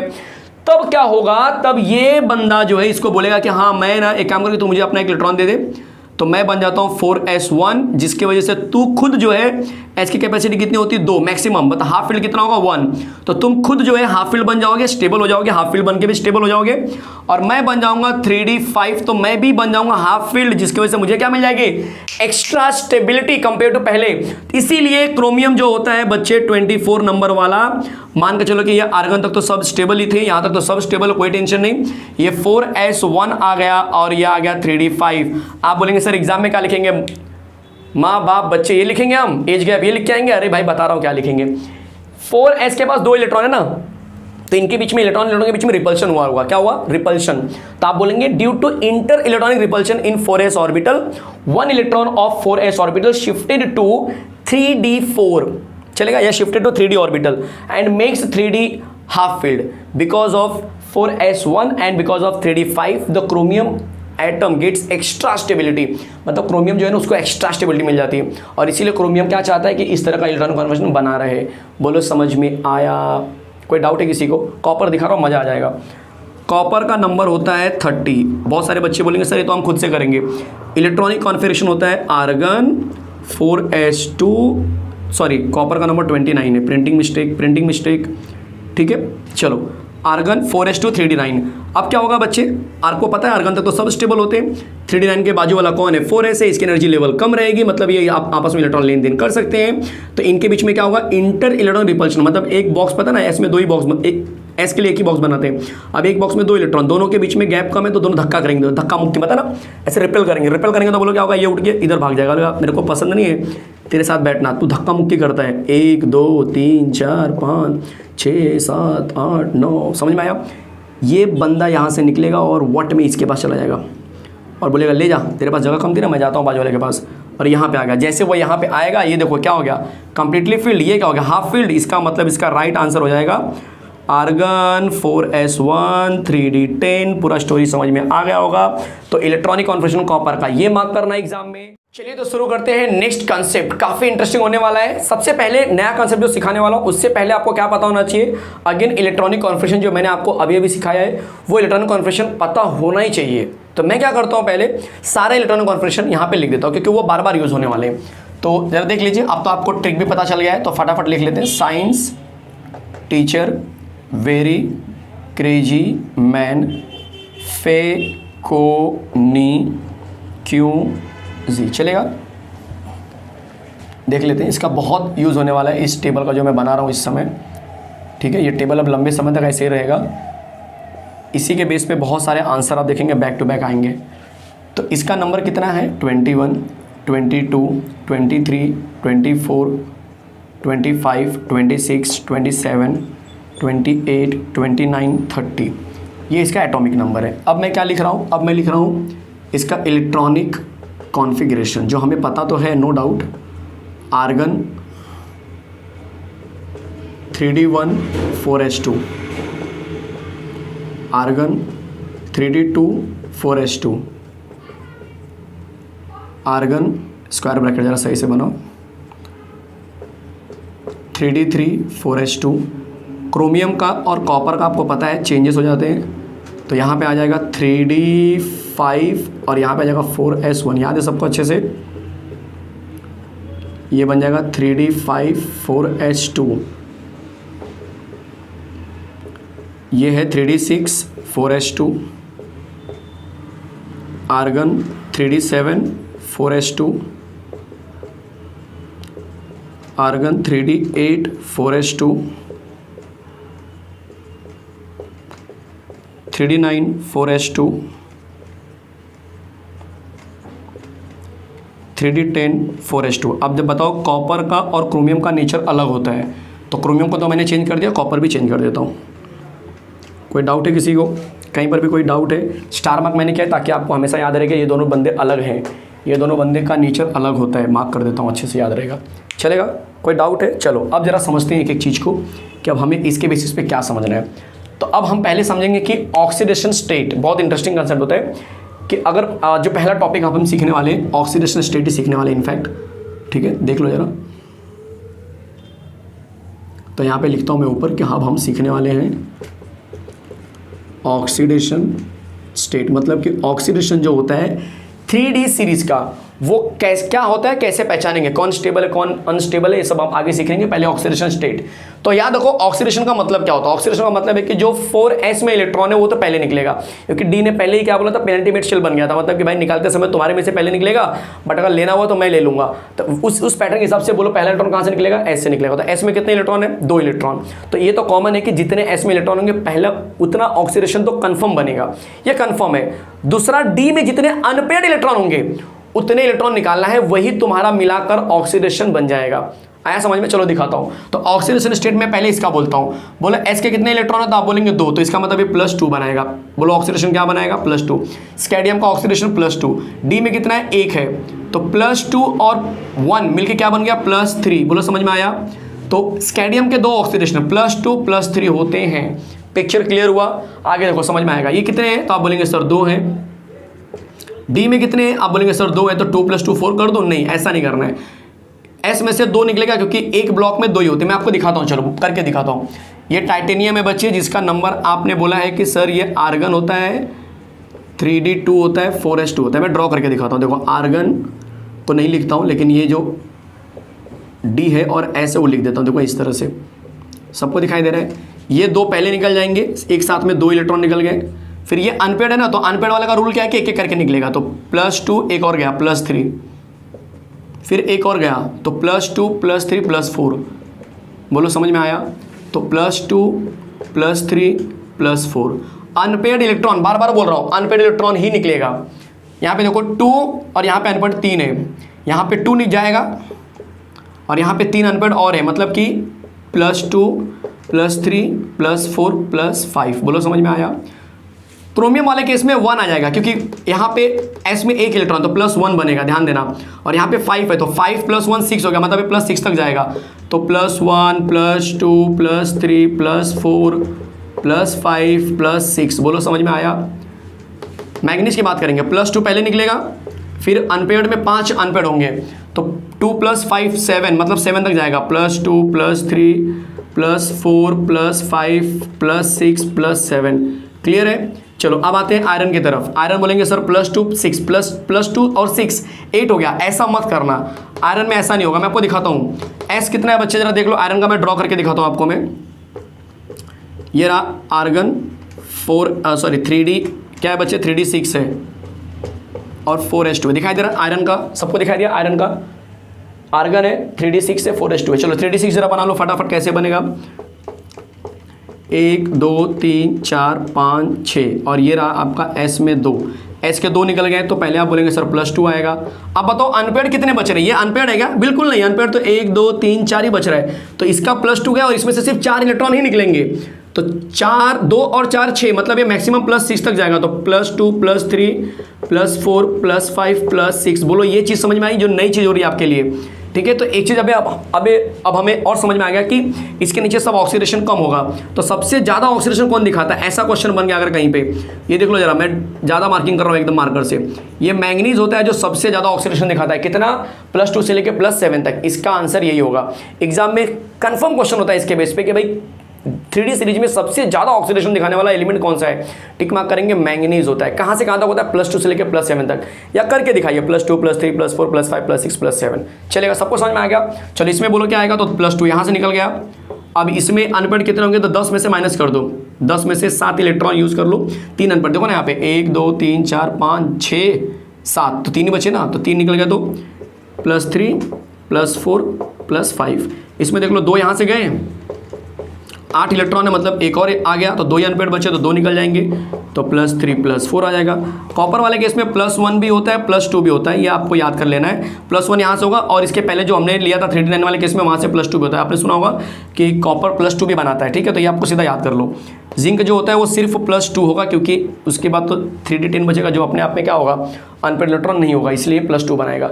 ऑक्सीडेशन बोलो समझ में आया?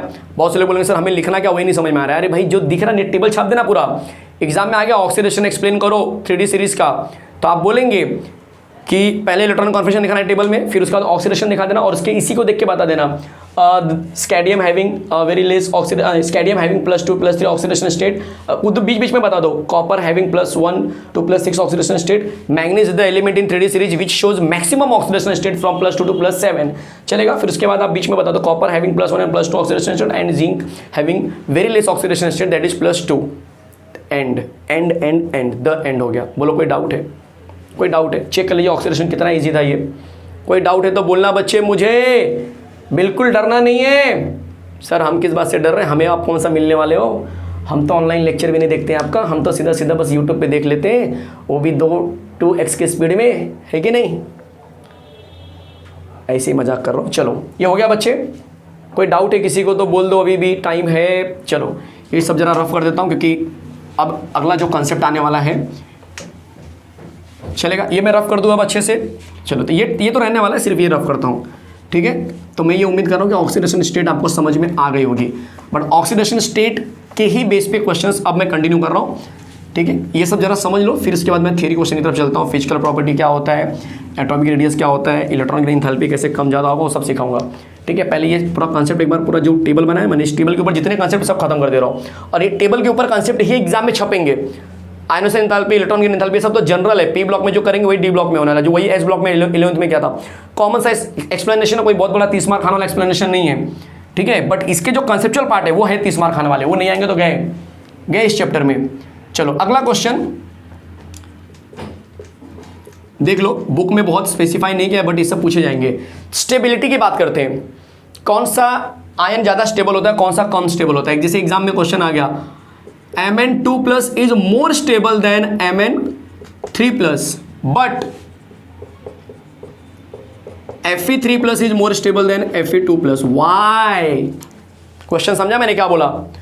Why Mn2+ is more stable than Mn3+, but in Fe वाले केस में Fe3+ is more stable than Fe2+. ऐसा क्यों होता है? तो बहुत सारे बच्चे ब्लैंक यार समझ नहीं रहे, किसी में 2+ बोल रहा है स्टेबल, किसी में 3+ बोल रहे हैं, अजीब सियापा चल रहा है। चल क्या रहा है यहाँ पे? केमिस्ट्री चल रहा है ना, कि अपने मन की मर्जियां चल रहा है। चलो दिखाता हूं। पहला काम क्या होगा, Mn के बारे में आप जरा जान लो। Mn का नंबर होता है 25, इसको लिखते हैं तो electronic configuration argon 3d5 4s2। नहीं समझ में आ रहा है, यहां से छाप दो, दिखाई दिया। अब बोला Mn2+, अच्छा Mn2+ का मतलब 2 इलेक्ट्रॉन निकालना है, तो बोला Mn2+ जब मैं बनाऊंगा तो जरा सोच लो, Mn2+ वाले केस में क्या बनेगा, आर्गन तो रहेगा ही, 2+ मतलब यहाँ से 2 चलाएगा तो क्या बचा बच्चे 3d5। आपको पता होगा D जो होता है वो हाफ फील्ड में ज़्यादा स्टेबल होता है, इसका मतलब कि Mn2+ निकालने पे 3d5 बच रहा है जो अपने आप में हाफ फील्ड नेचर दिखा रहा है, इसीलिए ज़्यादा स्टेबल हो गया। अब जरा चेक कर लो Mn3+ में क्या होगा फिर, तो Mn3+ वाले केस में ये आर्गन होगा, देख लो जरा, यहाँ से 2 जाएगा, यहाँ से 1 जाएगा तो बन जाएगा 3d4। अब इन दोनों को कंपेयर करो तब ज़्यादा समझ में आएगा। ओ 3d4 नाइदर हाफ फील्ड और फुल फील्ड, जबकि 3d5 is a half field, shows extra stability, इसीलिए Mn2+ ज़्यादा स्टेबल है। बोलो समझ में आया? आगे चलता हूँ। अगला क्वेश्चन देख लो, Fe का नंबर है 26, कैसे करेंगे ये देखिए। आर्गन आप बोलेंगे सर 3d6 है 4s2 है, बोल रहा है कि Fe3+ ज़्यादा स्टेबल है, जरा चेक कर लो सही बात है क्या। Fe3+ का मतलब वो 2 यहाँ से निकलेगा, 1 यहाँ से निकलेगा, तब बोलो क्या बचा, आप बोलेंगे सर 3d5 बचा। बोलो समझ में आया? बोलो समझ में आया? जबकि वहाँ पे बोला है Fe2+ वाला भी दिखा दो, Fe2+ का मतलब हुआ सिर्फ यहीं से निकलेगा, ये वैसे का वैसे रहेगा तो बन जाएगा 3d6। अब 3d6 neither half field nor full field, जबकि 3d5 हाफ फील्ड है, एक्स्ट्रा स्टेबिलिटी मिल गई, इसीलिए Fe3+ is more stable then Fe2+। अब बोलो स्टेबिलिटी का कंसेप्ट मतलब आपको सिर्फ इसमें नहीं भाई, अब कोई भी क्वेश्चन आने दो फाड़ देंगे आप, क्योंकि आपने सोविन सर का लेक्चर बैठ के गए हो, कोई नहीं रोक सकता आपको, स्टेबिलिटी में बीट कर ही नहीं सकता है, चैलेंज है मेरा। आप MCQ तक सॉल्व कर डालेंगे, जो एंट्रेंस लेवल पे होते हैं, नीट लेवल के जो होते हैं, ये गारंटी है। कोई डाउट है किसी को कहीं पर भी तो बोल दो मुझे, कहीं पर भी। चलो आगे चलते हैं, आगे चलते हैं। अगला जो क्वेश्चन आने वाला है वो होने वाला है आपके लिए और धमाकेदार। दिखा तो मैंने बोला जो इससे रिलेटेड कंसेप्ट है पहले वो सब खत्म कर दूंगा। थियरी तो चुटकी में खत्म हो जाएगा, थियरी में कुछ है नहीं, एक रिलेशन दिखाऊंगा आपको छोटा सा, अब बोलेंगे सर मजा आ जाएगा, थियरी में तो और उड़ेगा चैप्टर। देखो अब मैं आपको लेता हूं कलर के बारे में इंफॉर्मेशन। ऑक्सीडेशन हो गया हमारा, स्टेबिलिटी हो गया, अब कलर समझा रहा हूं, बहुत इंपॉर्टेंट चीज है भाई कलर के बारे में जानना। होता क्या है पहले जरा समझ लो कि एक क्वेश्चन आता है, बहुत अच्छा क्वेश्चन आता है कि वाई डी ब्लॉक एलिमेंट या why transition element you know that formed colour compound mostly, मतलब ज़्यादा करके ना डी ब्लॉक वाले एलिमेंट जो ना कलर कंपाउंड बनाते हैं, ऐसा क्यों होता है? ऐसा क्वेश्चन है 2 से 3 मार्क का होता है क्वेश्चन, थियरी का लिखना पड़ता है। जरा समझ लो, पहले समझ लेंगे, टेक्स्ट बुक में थियरी दिया है आप पढ़ भी सकते हैं, बट एक बार लॉजिकल पता चला ना तो खुद से बना के लिखेंगे। Something is better than nothing, आप तो बहुत सारा लिख के आएंगे, समथिंग में क्यों बोल रहा हूँ। चलो यहाँ देखो जरा, अगर मैं बोलूँ कि डी ब्लॉक वाले कलर बनाते हैं तो उसका लॉजिक क्या है। चलो मैं ले लेता हूँ पहले एक कोई भी एलिमेंट ले लो, जैसे यहाँ से आप उठा लो कोई भी, चलो Fe उठा लिया मैंने, ठीक है, Fe ले लो, और क्या ले रहा हूँ, कोबाल्ट ले लो, कोबाल्ट ले लिया मैंने, सॉरी कॉपर ले लिया, कोबाल्ट ले, चलो कोबाल्ट ले लेते हैं पहले। कोबाल्ट का नंबर कितना 27, चलो मैंने एक कोबाल्ट ले लिया मान के चलो 27 नंबर है। आर्गन 3d7 4s2, ध्यान दे बच्चे 3d7 4s2 दिखाई दे रहा है, 3d7 4s2 तो ऑब्वियस है। डी में कितने बनेंगे, 5 बनेंगे, 1 2 3 4 5 6 7, कोई डाउट है? ये हो गया, एस में 1 2 बन जाएंगे। इसको हम बोलेंगे कि ये 3d7 दिखा रहा है, ये दिखा रहा है 4s2। अब इसके अंदर बच्चे 2 इलेक्ट्रॉन है, दोनों इलेक्ट्रॉन कैपेसिटी मैक्सिमम है 2 है तो कुछ हो नहीं सकता है, बट यहाँ पे कैपेसिटी 10 की है बट अभी 7 ही दिख रहे हैं। तो अब होता क्या है इसके अंदर, जरा समझ लो पहले क्या होता है इसके अंदर। इसके अंदर होता ये है कि इनके पास ये कैपेसिटी है कि इनका इलेक्ट्रॉन यहाँ से यहाँ जंप कर सकता है या फिर यहाँ से यहाँ जंप कर सकता है। ये इलेक्ट्रॉन यहाँ से यहाँ जंप कर देगा, ये इलेक्ट्रॉन यहाँ से यहाँ जंप कर सकता है, मतलब ये टेंडेंसी, ये कैपेसिटी रहेगी। क्यों? क्योंकि ये इन ऑर्बिटल को, मतलब ये जो ऑर्बिटल है, ये जो ऑर्बिटल है, ये जो ऑर्बिटल है, ये जो ऑर्बिटल होते हैं, अगर इनको मैं नाम के टर्म में बुलाऊँ तो इनको बोलते हैं dxy, इनको नाम के टर्म में बोला तो इनको बोलेंगे dyz, इनको हम बोलेंगे dzx, इनको बोलेंगे dx² - y², इनको बोलते हैं dz²। आधे लोग बेहोश हो गए सर ये सब कैसे लिख रहे हो आप? भाई 11th का स्ट्रक्चर ऑफ एटम में सीखा होगा आपने, नहीं सीखा है तो आज सिखा देता हूँ आपको मैं।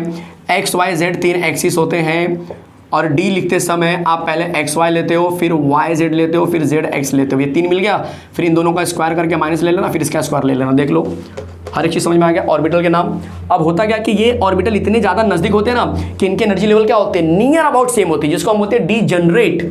इसके लिए क्या वर्ड यूज़ करेंगे, डीजनरेट होते हैं ये, ठीक है, ये डीजनरेट लेवल दिखाते हैं। डीजनरेट का मतलब क्या हो गया, डीजनरेट का मतलब है कि इनकी एनर्जी लेवल अप्रॉक्सीमेटली सेम होती है या फिर इनके एनर्जी लेवल में डिफरेंसेस कम होते हैं। क्लियर है? एकदम सेम नहीं होगा, डिफरेंसेस कम रहेगा। तो अब आप मुझे बताओ कि अगर इस बंदे को यहाँ से यहाँ ट्रांसफर होना है, मतलब एक डी ऑर्बिटल से दूसरे डी ऑर्बिटल जाना है, मतलब इसको हम बोलते हैं डी ट्रांजिशन। क्या बोलते हैं? डी ट्रांजिशन करना है बच्चे को। क्या करना है? इलेक्ट्रॉन को डी ट्रांजिशन करना है। डी ट्रांजिशन का मतलब क्या होता है, एक ऑर्बिटल से दूसरे ऑर्बिटल में, बट डी से डी में जाना है। तो इसको क्या चाहिए रहेगा, इसको बहुत कम एनर्जी चाहिए रहेगी। और वो बहुत कम एनर्जी कहाँ से मिलती है, कहाँ से मिली बच्चे? सन से मिली। बोले सर सन से कैसे मिल गई? अरे सन के लाइट में कितने एनर्जी, कितने कलर होते हैं? 7 कलर होते हैं। कितने होते हैं? 7, बराबर ना? आपने देखा होगा विबग्योर, सही बात है, देख लो जरा अच्छे से। विबग्योर ये जो है आपका कलर का नाम होता है, violet, indigo, blue, green, yellow, orange, red. ये 7 कलर जो होते हैं इस सनलाइट में होते हैं। तो 7 कलर का जो वेवलेंथ होता है वो अलग अलग होता है। तो इनको जो वेवलेंथ वाला एनर्जी चाहिए, हाँ ऐसा तो नहीं कि बहुत ज़्यादा, समझो यहाँ से यहाँ जंप करना हो तो शायद बहुत ज़्यादा पावरफुल एनर्जी चाहिए रहेगी, ज़्यादा वेवलेंथ वाली एनर्जी चाहिए, बट अभी यहाँ से यहाँ जंप कर रहा है तो कम एनर्जी चाहिए। तो इसमें से 7 में से जो वेवलेंथ है इसको सूट करेगा, उस वेवलेंथ वाले लाइट को क्या करेंगे, ये एब्जॉर्ब कर लेंगे। बोलो क्या करेंगे, वो एब्जॉर्ब कर लेंगे। बोलो समझ में आ रहा है? और जैसे ये उस 7 कलर में से एक कलर को एब्जॉर्ब करेंगे तो मतलब वो मिनिमम एनर्जी क्या करेंगे, वो एब्जॉर्ब करके जंप कर देंगे। तो क्या बना देंगे, डी ट्रांजिशन नेचर दिखाएंगे। क्या दिखाएंगे? डी ट्रांजिशन दिखाएंगे। और जो एब्जॉर्ब करेंगे उसका कॉम्प्लीमेंट्री कलर जो होता है वो क्या करते हैं, जब कंपाउंड बनाते हैं, जब रिएक्शन होता है तब उसका कॉम्प्लीमेंट्री कलर क्या होता है, रिफ्लेक्ट करते हैं। क्या करते हैं? रिफ्लेक्ट करते हैं। तो कॉम्प्लीमेंट्री कलर का भी ट्रिक आपको सिखा देता हूं। कॉम्प्लीमेंट्री कलर के लिए आपको क्या करता हूं मालूम है? देखो यहाँ पे कॉम्प्लीमेंट्री कलर के लिए ना जगह तो नहीं दिखा है मेरे पास, चलो यहाँ पे बनाता हूं मैं। देख लो कॉम्प्लीमेंट्री कलर का आपको ना ट्रिक दे देता हूं यार, टेंशन क्यों ले रहे हो।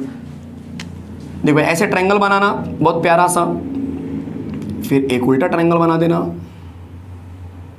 और यहां से लिखना स्टार्ट करना विबग्योर। विबग्योर में बस ये आई मत लिखना, आई मतलब मैं, मुझे छोड़ के बाकी सब करना। तो वी आई मत लिखो, बी लिखो, जी वाई ओ आर। ये देखो कॉम्प्लीमेंट्री कलर आपके सामने रेडी है, मतलब कि अगर बंदे ने रेड कलर एब्जॉर्ब किया होगा तब वो ग्रीन कलर क्या करेगा, रिफ्लेक्ट करेगा। जैसे कि आपने बायो में सीखा होगा प्लांट के बारे में, प्लांट जो होते हैं सनलाइट से ग्रीन कलर एब्जॉर्ब करते हैं, सॉरी रेड कलर एब्जॉर्ब करते हैं और ग्रीन क्या करते हैं, रिफ्लेक्ट करते हैं, इसलिए हमें सब हरा भरा दिखता है। आ रहा है समझ में? वैसे ही एलिमेंट यहाँ पे होने वाला है। तो पूरा आंसर समझ में आया एकदम अच्छे से क्या चल रहा है। तो आपको आंसर में क्या क्या इंक्लूड करना है, डी ट्रांजिशन वर्ड इंक्लूड करना होगा कि भाई सबसे पहले आपको ये बताना है कि ये किसके लिए होगा, ये किसके लिए होगा। आप मान के चलो कि ये सब फुलफिल्ड है, पूरा ऐसे भरा हुआ है, तब बच्चे ये यहाँ पे जंप नहीं कर सकता क्योंकि ऑलरेडी 2 ही है, 3 हो सकता है क्या, नहीं हो सकता है। तो सबसे इंपॉर्टेंट चीज क्या है इसके अंदर है, कलर कौन बनाएगा, कलर वही बनाएंगे जो अनपेयर्ड नेचर दिखाएगा। कौन बनाएगा, जो अनपेयर्ड दिखाएगा। तो आपका आंसर स्टार्टिंग यहीं से लिखो कि कलर जो होता है, the colour of the compound totally depends upon the unpaired electron present in d orbital, चलेगा। और उसके बाद for d transition they required a small amount of energy, चलेगा।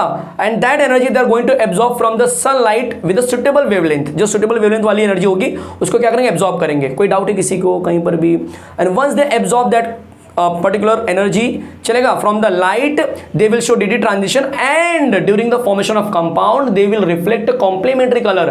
भाई 2 मार्क का तो क्वेश्चन है, आ रहा है समझ में? टेक्स्ट बुक में भी यही दिया हुआ, टेंशन मत लो। समझ में आया सबको अच्छे से, पूरा पिक्चर क्लियर हो गया। तो कॉम्प्लीमेंट कलर भाई ये जरा कहीं ना कहीं आप जरा अपने नोटबुक में कहीं पे बना देना। कॉम्प्लीमेंट कलर भी 1 मार्क के लिए आ गया कि ग्रीन का कॉम्प्लीमेंट कलर क्या होता है, ब्लू का क्या होता है। तो ब्लू जरा देख लो, ब्लू किसके सामने आ रहा है, ऑरेंज के सामने, ठीक है। वायलेट किसके सामने आ रहा है, येलो के सामने। तो ये 6 कलर बोल सकते हैं एक दूसरे के कॉम्प्लीमेंट कलर दिखाई देते हैं। क्लियर है? मैंने एक बहुत अच्छा कॉन्सेप्ट यहाँ पे खत्म कर दिया, कलर कॉम्बिनेशन वाला, चलेगा। तो ये तो समझ में आ गया कि डी ब्लॉक कलर क्यों बनाते हैं। अब क्वेश्चन आपको बनेगा कि कौन कलरलेस है, कौन कलर्ड कंपाउंड है। चलो वो समझाता हूं मैं, रेडी हो जाओ फटाफट एकदम।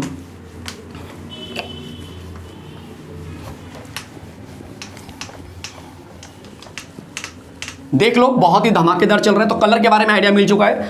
कलर का टॉपिक अभी खत्म नहीं हुआ है, कलर का टॉपिक अभी खत्म नहीं हुआ। अभी तो मैंने सिर्फ ये बताया कि डी ब्लॉक वाले मेजरली कलर बनाते हैं, बट सब के सब नहीं बनाएंगे, कुछ लोग नहीं भी बनाते हैं। तो कौन बनाता है कौन नहीं बनाता है, जैसे एग्जाम में क्वेश्चन आ गया Ti4+, जिंक 2+, ये बंदे हैं कलरलेस, जबकि नीचे बोल रहा है Sc2+ और कॉपर 1+, ये बंदे हैं कलर्ड। सॉरी यहाँ पे 2 ले लेता हूँ, कलर्ड। ऐसा क्वेश्चन आ गया भाई, ऐसा क्वेश्चन आ गया, क्या करोगे। अब हमें कैसे पता चलेगा ये कलरलेस है और ये कलर्ड है। तो आपका प्यारा सा आंसर होना चाहिए, the colour of the compound depends upon the number of unpaired electron present in the D orbital, चलेगा। जो कंपाउंड आप ले रहे हो उसमें जो सेंट्रल एटम होगा उसके अंदर जो डी ऑर्बिटल होंगे उसमें जो अनपेयर्ड इलेक्ट्रॉन होगा तो वो कलर्ड है, और अनपेयर्ड इलेक्ट्रॉन अगर नहीं है तो फिर वो कलरलेस है। चलो चेक कर लेते हैं फटाफट। Ti साइंस टीचर आएगा ना बच्चे, 21, 22 नंबर वाला, तो ये 22 हो गया। 22 को हम कैसे लिखते हैं, आर्गन 3d4s, आर्गन 18 + 2 20, 20 + 2 22। हमें बोला है आर्गन 4+ का मतलब है, सॉरी टाइटेनियम 4+, आर्गन बोल रहा हूँ, टाइटेनियम 4+, तो हम बोलेंगे आर्गन 4+ का मतलब 2 यहाँ से 2 यहाँ से। ओ माय गॉड, ये तो डी में कोई अनपेयर्ड इलेक्ट्रॉन है ही नहीं। अब अनपेयर्ड इलेक्ट्रॉन नहीं है इसीलिए ये क्या होगा, कलरलेस होगा। ये काम जिंक में देख लो, जिंक का नंबर कितना होता है, जिंक का number 30, electronic configuration argon 3d10 4s2, zinc बोला है 2+ वाले केस में, 2+ वाले केस में क्या हो जाएगा बच्चे, यहाँ से 2 चला गया तो सिर्फ 3d10 बचा। 3d10 को अगर मैं ड्रॉ करने जाऊँ ना, आप देख सकते हो 1 2 3 4 5 6 7 8 9 10, मतलब कोई भी अनपेयर्ड नहीं बच रहा है, 0 unpaired, no unpaired electron, no unpaired electron, no unpaired electron, there is no unpaired electron present in zinc 2+ ion, इसीलिए वो कलरलेस बनाता है। और स्कैडियम की बात करते हैं, यहीं पे देख लो, स्कैडियम बोला है 2+, यहाँ से 2 गया और डी में 1 बच जाएगा, अनपेयर्ड इलेक्ट्रॉन 1 प्रेजेंट है इसीलिए कलर्ड बनाएगा। कॉपर 2+ देख लो यहाँ पे, कॉपर 2+ का मतलब 1 यहाँ से जाएगा 1 यहाँ से जाएगा, तो 3d9 बन गया, 3d9 का मतलब 1 अनपेयर्ड बचेगा, इसीलिए कॉपर जो होता है 2+ में ब्लू कलर बनाता है। आपने पढ़ा होगा कॉपर सल्फेट ब्लू कलर का होता है, याद है, डीप ब्लू कलर का माना जाता है, कॉपर सल्फेट ब्लू कलर का होता है। भाई ये बचपन से हम पढ़ते आ रहे हैं, 9th 10th में अगर देखेंगे तो ये सब यही कलर तो दिया है, ठीक है। तो कलर क्यों होता है? क्योंकि कॉपर के पास एक अनपेड इलेक्ट्रॉन बच जाता है +2 वाले में। कभी कभी पूछेंगे कॉपर का कौन सा आयन कलरलेस होता है, तो टिक मार्क करने का 1+ आयन, क्योंकि 1+ वाले केस में 3d10 बचेगा जो कि कलरलेस रहेगा क्योंकि अनपेड इलेक्ट्रॉन नहीं है। बोलो समझ में आया? तो कलर के बारे में हर एक बंदे को हर एक चीज समझ में आ चुकी है, ऐसा मैं सोच रहा हूं। क्या सही सोच रहा हूं मैं? क्या मैं सही सोच रहा हूं? जल्दी बताइए फटाफट।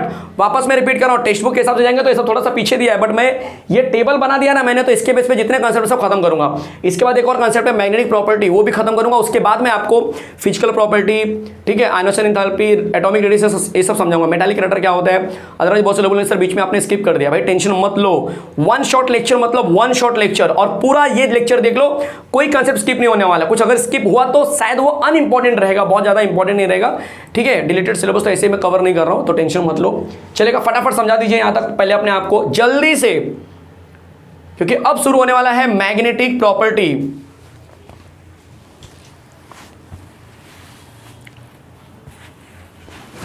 चलिए तो शुरू करते हैं मैग्नेटिक प्रॉपर्टी।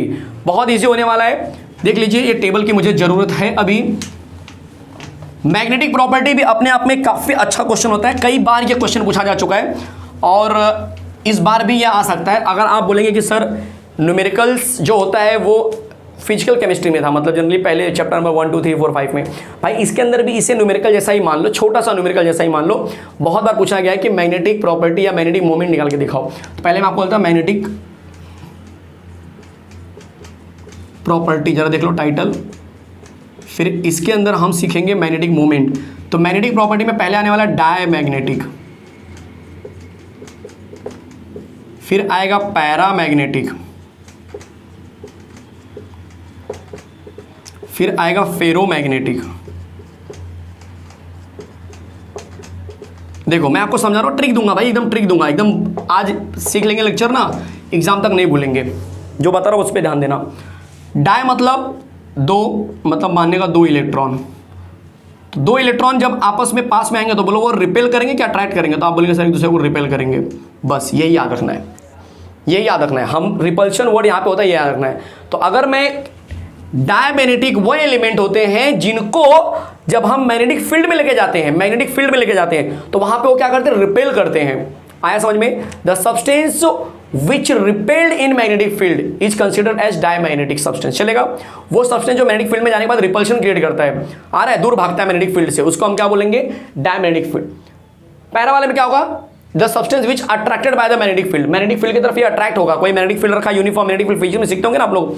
फिजिक्स में एक छोटा सा कॉइल है या एक पर्टिकुलर कंटेनर, उसमें मैग्नेटिक फील्ड जनरेट किया, उसमें कॉइल डाल रहा हूँ मैं। तो मान के चलो एक घर है मेरा छोटा सा, ये पकड़ लो, ये स्टूडियो पकड़ लो, यहाँ पे मैंने मैग्नेटिक फील्ड क्रिएट किया। अब मैं कोई सब्सटेंस लेकर आया हाथ में, ऐसे ऐसे लेकर आया, और ये जैसे जा रहा है ना अंदर चिपक जा रहा है एकदम, और अंदर खींच रहा है, मुझे भी खींच रहा है। मतलब क्या हो गया? पैरामैग्नेटिक। क्या बोलेंगे आप? कि भाई ऐसे सब्सटेंस जो मैग्नेटिक फील्ड में अट्रैक्ट होते हैं। चलेगा, तो यहाँ पे मैग्नेटिक फील्ड में क्या होंगे? रिपेल्ड होने वाले, रिपेल्ड इन मैग्नेटिक फील्ड। चलेगा, यहाँ पे अट्रैक्टेड इन मैग्नेटिक फील्ड। चलेगा, और यहाँ पे attraction towards magnetic field and behavior shows like iron, behavior shows like iron। भाई आयरन मतलब फेरस यार, फेरोमैग्नेटिक है ना।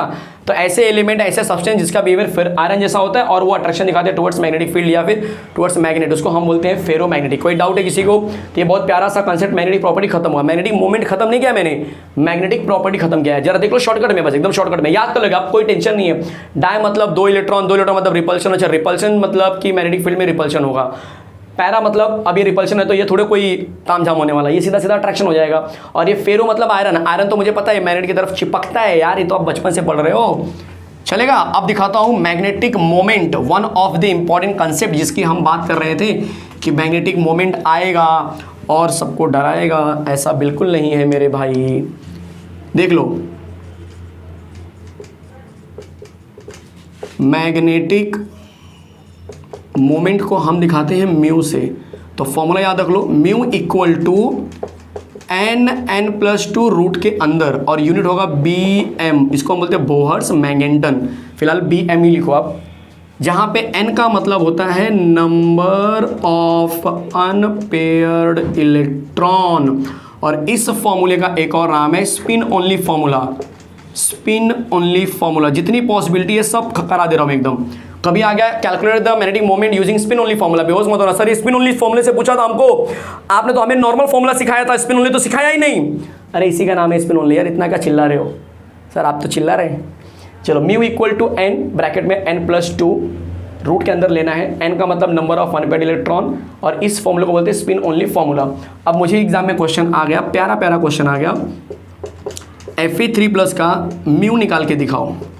म्यू मतलब मैग्नेटिक, मतलब अगर इज्जत से क्वेश्चन बोलेंगे तो calculate the magnetic moment of Fe3+, ऐसा मैं शॉर्टकट में दे रहा हूँ। तो क्या करेंगे आप लोग, पहला काम क्या होगा कि Fe3+ का अनपेयर्ड इलेक्ट्रॉन ढूंढेंगे। जरा देख लो यहाँ पे Fe3+, F इधर है ना, 3+ का मतलब 2 यहाँ से जाएगा, 1 यहाँ से जाएगा, 3 मतलब यहाँ पे 5 बचेगा। तो आप बोलेंगे सर 3d5 बचा, 3d5 का मतलब यहाँ पे ऐसे बॉक्स बनाने का, ये आदत डालो, 1 2 3 4 5, 1 2 3 4 5, ओह क्या बात है, n = 5 आ गया। n मतलब नंबर ऑफ अनपेयर्ड, n कितना मिल गया, 5 मिल गया। तो अब आपका फॉर्मूला जाएगा mu equal to n+2 root के अंदर bm, पुटअप कर दो, 5 यहाँ पे, 5+2 रूट के अंदर, भाई 5 इसको 5 2 7 करने का मल्टीप्लाई वाला हिसाब किताब है, कितना आ गया √35। अब मुझे पता है 36 का 6 होता है, तो 35 का 5.89 हो जाएगा कुछ, या 5.9 हो जाएगा, ऐसा कुछ रहेगा आंसर में, ऐसा ही आएगा हमेशा एक अच्छे स्क्वायर वाले रूट जो होते हैं ना उसके जस्ट एक नीचे नंबर आएगा, ये सच्चाई है इस न्यूमेरिकल की। ठीक है, समझ में आया सबको कैसे निकाला मैंने, कैसे निकाला, किसी का भी पूछ सकते हैं। चलो फटाफट जरा ऊपर देख लेते हैं, थोड़ी सी जगह है, दिल उतना ही बड़ा है, देख लो जरा। निकल ले लेते हैं, हमारा तुम्हारा सबका फेवरेट निकल का नंबर है 28, बट निकल 2+ बोला है, तो यहीं पे देख लो निकल 28 मतलब यहाँ से 2 गया तो बचा 3d8। अब 3d8 का मतलब क्या हुआ बच्चे, 3d8 का मतलब ऐसे बनाएंगे तो समझ में आएगा क्या मतलब हुआ। ये बनाना है 1 2 3 4 5 6 7 8, ओ n = क्या बचा बच्चे, 2 बचा। तो म्यू = n+2 रूट के अंदर। अब बाकी आप करके बताओ कि आंसर कितना आया म्यू का। आपके लिए होमवर्क, कुछ आप भी करो यार, बैठे बैठे बोर हो जाते रहेंगे।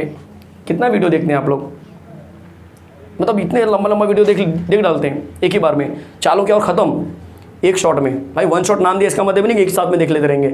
इतना पावर है क्या आप लोग के पास, ये पावर हमें दे दे गब्बर। चलो ये हो गया बच्चे मैग्नेटिक मोमेंट, सबको समझ में आ गया होगा ऐसा मैं सोच रहा हूं। इसका आंसर जिसको नहीं समझ में तो देख लो, 2 और 2 तो 2 + 2 4, 4 2 जा 8, भाई 9 होता है ना 3 का, तो ये 8 आ रहा है मतलब 2.9 ऐसा कुछ आएगा। समझ में आ गया, बताओ मैग्नेटिक मोमेंट हर एक बच्चे को समझ में आ गया। भाई चेक कर लो, ये कंसेप्चुअल चीज़ें चल रही हैं एकदम डी ब्लॉक की, ट्रांजिशन इनर ट्रांजिशन की एकदम कंसेप्चुअल चीज़ें चल रही हैं। इसी में तो लोग बेहोश होते हैं कि सर हमें स्टेबिलिटी पता नहीं चलता है, हमें ऑक्सीडेशन नंबर पता नहीं चलता, कौन कितना बॉन्ड बनाएगा, कब कुछ भी बदल जाता है, हमें कलर पहचानने नहीं आता है, हमें मैग्नेटिक मोमेंट पता नहीं चलता है। भाई अब सब पता चल गया होगा, सब पता चल गया होगा 1 by 1। इलेक्ट्रॉनिक कॉन्फिगरेशन निकालने आ गया, आपको टेबल मैंने सिखा दिया, ट्रिक सिखा दिया आपको इलेक्ट्रॉनिक कॉन्फिगरेशन के साथ में, आपको एलिमेंट का ट्रिक सिखा दिया, तो हर एक चीज़ तो मिल रही है एकदम वेल प्रिपेयर्ड। टेंशन क्या है, अरे सब इतना मिल रहा है तो यार लाइक शेयर सब्सक्राइब भी तो कर लो यार, कुछ हमारी भी इज्जत रख लो। चलो आगे चलते हैं और बात करेंगे अब इसके थ्योरेटिकल इन्फॉर्मेशन की, जिसके लिए आप कब से बेचैन हो। चलो दिखाता हूँ। चलिए तो शुरू करते हैं वो थ्योरेटिकल इन्फॉर्मेशन जिसका आप कब से इंतजार कर रहे थे, और वही इन्फॉर्मेशन मैंने आपके लिए शॉर्टकट में थोड़ा सा लिखा है ताकि आपको बस पता चल जाए कि हाँ ये सारी चीज़ें हम डिस्कस करने वाले। तो पहले जो डिस्कशन होने वाला है वो होने वाला है physical properties of first transition element. देखो बहुत सारे बच्चे कंफ्यूज होते हैं कि सर फर्स्ट ट्रांजिशन एलिमेंट का मतलब क्या होता है। हम किसको ट्रांजिशन एलिमेंट बोलते हैं, डी ब्लॉक वाले को, और डी ब्लॉक वाले में सबसे पहला कौन सा सीरीज आता है, 3D सीरीज। इसका मतलब कि वो 3D सीरीज जो था ना वही फर्स्ट ट्रांजिशन एलिमेंट माना जाता है। क्लियर है, इसका मतलब कि 3D सीरीज की बात कर रहे हैं। तो अगर मैं उसके फिजिकल प्रॉपर्टी की बात करूं तो जो एक मेटल की प्रॉपर्टी होती है वही प्रॉपर्टी तुम्हें उठा के यहां पे लिखना है। लाइक मेटल क्या होते हैं बच्चे, हार्ड होते हैं, highest melting and boiling point होता है, डेंसिटी ज़्यादा होती है, मोर डेंसिटी, लस्टर प्रॉपर्टी होती है, सुना होगा लस्टर, टर का स्पेलिंग क्या होगा बच्चे, चलो लस्टर ऐसे लिख देता हूँ बट पता नहीं सही क्या लगे। लस्टर प्रॉपर्टी होती है, डक्टाइल होती है, डक्टाइल पता है कि नहीं, ठीक है, मेलेबल बोलते हैं हम इसको, एक और प्रॉपर्टी मेलेबल प्रॉपर्टी होती है। देखो ये सब प्रॉपर्टी है भाई, ये सब प्रॉपर्टी है, चलेगा। लस्टर में शायद ईयर आएगा ऐसा लग रहा है, ठीक है। हार्ड होता है, highest melting point, boiling point, more density. Lustre मतलब होता है चमक, डक्टिलिटी मतलब खींच सकते हैं हम उसको, मेलेबल मतलब कि आप उसका शीट वीट बना सकते हैं, ठीक है। इस तरह की प्रॉपर्टी दिखाते हैं। कौन? First transition element. कितना ईजी है, डी ब्लॉक के एलिमेंट का अगर किसी ने पूछा तो ये उठा के लिख देना। अब आते हैं atomic and ionic size. Atomic और आयनिक रेडियाई बोलो या फिर साइज बोलो। देखो मैंने यहाँ पे एलिमेंट लिखा हुआ है लेफ्ट टू राइट, ये तो आपको पता होगा लेफ्ट टू राइट जाते हैं, ठीक है, इसलिए मैंने एलिमेंट लिखा ताकि आप कंफ्यूजन होने पाए। तो एटॉमिक अगर रेडियस की मैं बात करूं तो लेफ्ट टू राइट जब आप जाते हो, देख लो लेफ्ट टू राइट जाने पर आपको क्या नजर आ रहा है। आप बोलेंगे सर कुछ नजर नहीं आ रहा है, एलिमेंट दिख रहा है मुझे और एटॉमिक नंबर बढ़ रहा है। चलो समझा देता हूं मैं आपको। स्कैंडियम से जब आप जिंक तक जाते हैं तो 21 से 30 तक जा रहे हैं, मतलब कि आपका एटॉमिक नंबर बढ़ रहा है। एटॉमिक नंबर का मतलब होता है कि आपका एक्चुअल में न्यूक्लियर चार्ज बढ़ रहा है। क्या बढ़ रहा है? तो जब आप लेफ्ट से राइट जाएंगे तो बोलो क्या इंक्रीज हुआ? न्यूक्लियर चार्ज इंक्रीज हुआ। क्यों? 21 से 22 इलेक्ट्रॉन हो गए तो 22 प्रोटॉन भी हो गए, मतलब न्यूक्लियर चार्ज भी एक बढ़ गया। तो न्यूक्लियर चार्ज आपका इंक्रीज होगा बाय 1 यूनिट, और जिसकी वजह से अट्रैक्शन इंक्रीज होगा। बोलो क्या इंक्रीज होगा? तो अट्रैक्शन क्या होगा? आपका इंक्रीज होगा। और जब अट्रैक्शन इंक्रीज हो गया तो बताओ इसका रिजल्ट क्या पड़ेगा? एटॉमिक रेडियस पे या एटॉमिक साइज पे। तो एटॉमिक साइज या रेडियस आपका डिक्रीज हो जाएगा। बोलो समझ में आ गया सबको? Left to right nuclear charge increases, due to nuclear charge increment the attraction between nucleus and the outermost electron going to increase and the atomic size going to reduce or going to decrease. चलेगा। एक और information last में जाके हल्का सा zinc वाले case में हल्का सा जो है कि एटॉमिक रेडियस बढ़ जाता है। आपको बुक में दिया नहीं, बट अगर आप टेबल पढ़ेंगे ना, जो टेबल डिलीट कर दिया है, तो आप अगर आप एटॉमिक रेडियस को बहुत ऑब्जर्व करें ना क्लोजली, तो आपको पता चलेगा अरे हाँ यार इसमें तो अचानक से बढ़ रहा है थोड़ा। क्यों बढ़ रहा है उसका लॉजिक भी जरा समझ लो। कभी अगर एमसीक्यू में आ गया कि भाई जिंक का एटॉमिक रेडियस बढ़ जाता है, ऐसा लिख दिया, क्यों? तुम बोलेंगे सर ऐसा तो होता ही नहीं है, आपने तो बोला था कि कम होता है। हमारे बुक में पेपर में ऐसा कहा था कि जिंक एटॉमिक रेडियस बढ़ जाएगा। हो सकता है बढ़ जाएगा, तो क्या लॉजिक होगा बढ़ने का? देखो होता क्या है कि इसमें कितने आउटर मोस्ट में इलेक्ट्रॉन, 3D में कितना होता है? 1 होता है। 3D में 2, 3D में 3, 3D में यहाँ पे 5 होता है जब वो एक्सचेंज कर देते हैं। 3D में 5, 3D में 6, 7, 8, यहाँ पे 10 भी होता है, यहाँ पे भी 10 होता है। तो यहाँ पे पीछे कॉपर या फिर जिंक के पास आते आते वो बढ़ने क्यों लगता है थोड़ा सा? क्योंकि बच्चे डी ऑर्बिटल में मैक्सिमम इलेक्ट्रॉन कितने होते हैं? 10 होते हैं। अब जिंक के पास आके पूरा 10 हो जाता है, बराबर ना? तो डी ऑर्बिटल के पास जो जगह थी 10 इलेक्ट्रॉन रखने की, वो 10 के 10 बंदे सब आ गए। तो जब सब आएंगे तो दोनों एक दूसरे को क्या करेंगे? रिपेल करेंगे। मतलब डी के जो ऑर्बिटल होंगे, मतलब इस तरह से डी का जो ऑर्बिटल रहा होगा इस तरह से। अब इसमें 10 इलेक्ट्रॉन की कैपेसिटी है, 3, 4, 5, 6, 7, 8, जरा देख लो, छोटा छोटा कर दे रहा हूँ मैं थोड़ा सा। अब कितने हो गए? 10 हुए क्या? देखो 1, 2, 3, 4, 5, 6, 7, 8, 9, 9 हुआ यार। अब चेक करो 10 हो गए। तो मतलब देख लो अब 1, 2, 3, 4, 5, 6, 7, 8, 9, 10 बराबर।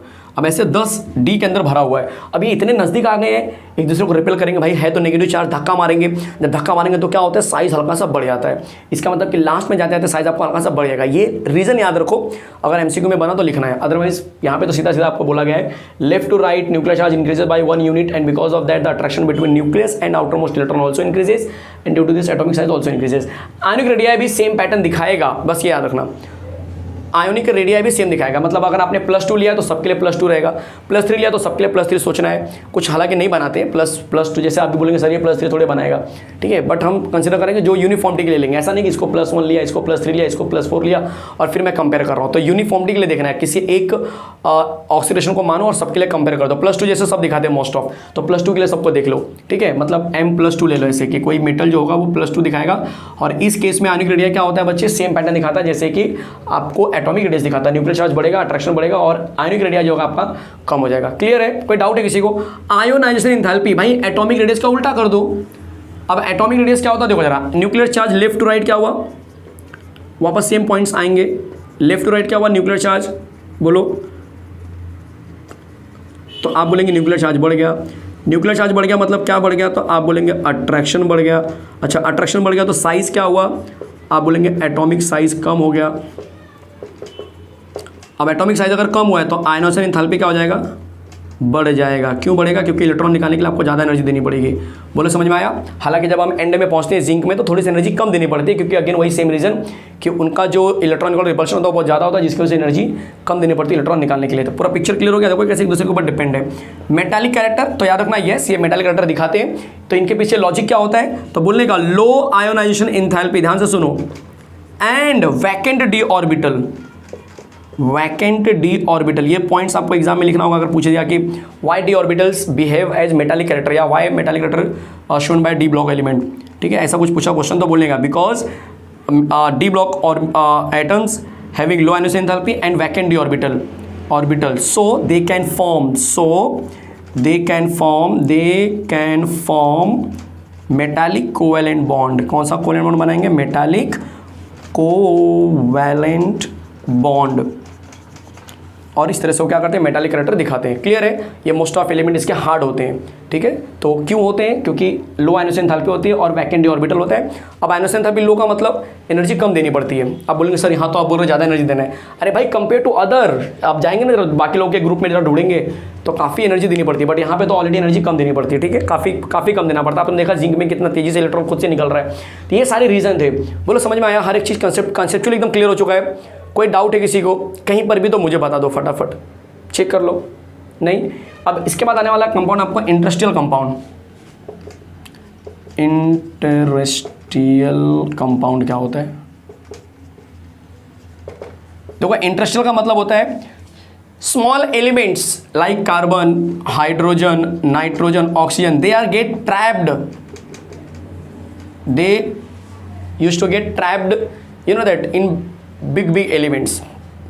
मतलब जो बड़े बड़े एलिमेंट्स होते हैं जैसे स्कैडियम, टाइटेनियम, ये लोग बड़े बड़े एलिमेंट के बीच में जब ऐसे छोटे एलिमेंट जब क्या होते हैं, बच्चे फंस जाते हैं, ट्रैप हो जाते हैं, तो उसके बाद जो कंपाउंड मिलता है that is called as industrial compound. बोलो समझ में आया? इंडस्ट्रियल कंपाउंड उसको बोलते हैं। और इंडस्ट्रियल कंपाउंड की जो प्रॉपर्टी होती है ना, उनके पेरेंट वाले से जैसा ही मैच करेगी, इतना कुछ अलग नहीं है। प्रॉपर्टी ऑफ इंडस्ट्रियल कंपाउंड की अगर मैं बात करूँ, प्रॉपर्टीज ऑफ इंडस्ट्रियल कंपाउंड की बात करूँ ना, तो मोस्ट ऑफ जो इनके पेरेंट एलिमेंट होते हैं, जैसे कि कॉपर वाला, कॉपर के बीच में समझो कुछ आ गया, कॉपर या क्रोमियम और ये कार्बन आ गया, क्रोमियम कार्बन से कुछ लिंक कुछ बन गया समझो एग्जांपल के लिए, ठीक है। तो उसकी प्रॉपर्टी क्या होगी? उसकी प्रॉपर्टी क्रोमियम जैसे ही मैच करेगी, क्रोमियम कॉपर के बीच की वेरी करेगी, उसके जैसे ही रहेगी। बाकी सॉलिड रहेंगे, सब मेटल की प्रॉपर्टी पूरी रहेगी, लस्टर रहेगा, ठीक है। ये सारी प्रॉपर्टी वैसे का वैसे ही दिखाएंगे। Good conductor of heat electricity, यहाँ पे आप ऐड कर दो, good conductor of heat electricity होते हैं, ठीक है, वो मैं भूल गया था, गुड कंडक्टर चलेगा ऑफ हीट एंड इलेक्ट्रिसिटी। तो यहाँ पर भी वही चीज़ आप मेंशन करेंगे, चलेगा। कोई डाउट है तो प्रॉपर्टी में बहुत बेसिक सा प्रॉपर्टी, 3-4 प्रॉपर्टी तो कॉमन यहीं से उठा के लिख दो, ठीक है, और कुछ नहीं बोलना है तुम्हें। इंडस्ट्रियल कंपाउंड एकदम इजी। एलॉय की बात करेंगे तो एलॉय भी याद रख लो। एलॉय भाई जब आप अलग अलग एलॉय में एक कंपोजिशन आता है जो मैं आपको लिखाता हूँ, इसके बाद जगह नहीं मेरे पास अभी, इसके बाद जैसे रफ करूँगा तो मैं दिखाऊंगा कि एलॉय जो होता है ना बच्चे, आपको पता है मेटल नॉन मेटल का कॉम्बिनेशन बनता है, जिसमें फेरस और नॉन फेरस वाला होता है। फेरस का मतलब एक पेरेंट एलिमेंट आपका फेरस होना ही चाहिए, अदरवाइज दूसरा जो एलिमेंट रहेगा उसके साथ अगर कोई कंपाउंड मिलाते हैं, छोटा एलिमेंट मिलाते हैं तो दैट इज नॉन फेरस। और फेरस वाले में एक कंपाउंड कन्फर्म है कि एक एलिमेंट कन्फर्म है कि वो फेरस ही रहेगा, उसके साथ में हम नॉन बोलते हैं ना, नॉन फेरस वाला कोई दूसरा एलिमेंट मिलाएंगे तो उसके थ्रू जो बनेगा that is called ferrous alloy और नॉन फेरस एलॉय। इस तरह से रहेगा, मतलब एक फेरस लेना है, एक दूसरा कंपाउंड लेना है, दूसरा एलिमेंट लेना है तो फेरस हो गया। और एक ऐसा एलॉय जिसमें फेरस रहेगा ही नहीं, आयरन रहेगा ही नहीं, तो उसको नॉन फेरस बोलेंगे। क्लियर है? एक कॉम्बिनेशन आता है जो मैं आपको कराता हूँ, काफ़ी इंपॉर्टेंट है। लाइक 2-3 चीज़ों को मिला के, जैसे कि आपको आपने सुना होगा कि भाई स्टील कैसे बनता है, स्टेनलेस स्टील कैसे बनता है, ठीक है, तो उसका कॉम्बिनेशन आपको याद करना होगा, तो वो कॉम्बिनेशन भी आपको मैं करा के देता हूँ, ठीक है। तो गेट रेडी फॉर एलॉय का जो कॉम्बिनेशन वो बताने जा रहा हूँ। चलिए, तो बात कर रहा था मैं एलॉय की। आपको बता दूं कि एलॉय जो होता है वो तो ऑब्वियस आपको पता चल गया कि दो डिफरेंट मेटल नॉन मेटल जब आप मिलाते हो तो एलॉय का फॉर्मेशन होता है। एलॉय जो होता है दो तरीके का पाया जाता है, फेरस एलॉय और नॉन फेरस। फेरस का मतलब होता है कि जिसमें मेजर एलिमेंट जो होगा एक वो आयरन होगा और उसके अलावा साथ में आप कोई छोटे एलिमेंट आप मिलाएंगे, जैसे कि स्टील के अंदर 2% कार्बन मिला जाता है आयरन के अंदर। और नॉन फेरस का मतलब होता है कि जिसमें आयरन के अलावा कोई भी ट्रांजिशन एलिमेंट लेके आप क्या करेंगे, एलॉय बना सकते हैं, that is called non ferrous alloy. कुछ एग्जांपल्स है जिसका कॉम्बिनेशन बोर्ड एग्जाम में चांसेस बहुत ज़्यादा होंगे इसके आने के, जैसे कि ब्रॉन्ज होता है वो कॉपर और टिन का कॉम्बिनेशन है जो काफ़ी टफ हो जाता है। क्यूपरा निकेल, नाम से पता चल रहा है कॉपर और निकेल लेना है। नाइक्रोम, नाई मतलब NI मतलब निकेल और क्रोम मतलब क्रोमियम, तो निकेल और क्रोमियम का कॉम्बिनेशन होता है। निकेल 80% है, क्रोमियम 20% होता है। तो इस तरह से ये मैंने आपको एलॉय का क्या क्या एग्जांपल समझा दिया। अब एक और कॉन्सेप्ट इसके अंदर थ्योरी में बचता है, वो होता है कैटालिटिक प्रॉपर्टी। कुछ बोलना नहीं है इसके अंदर, बस पता होना चाहिए।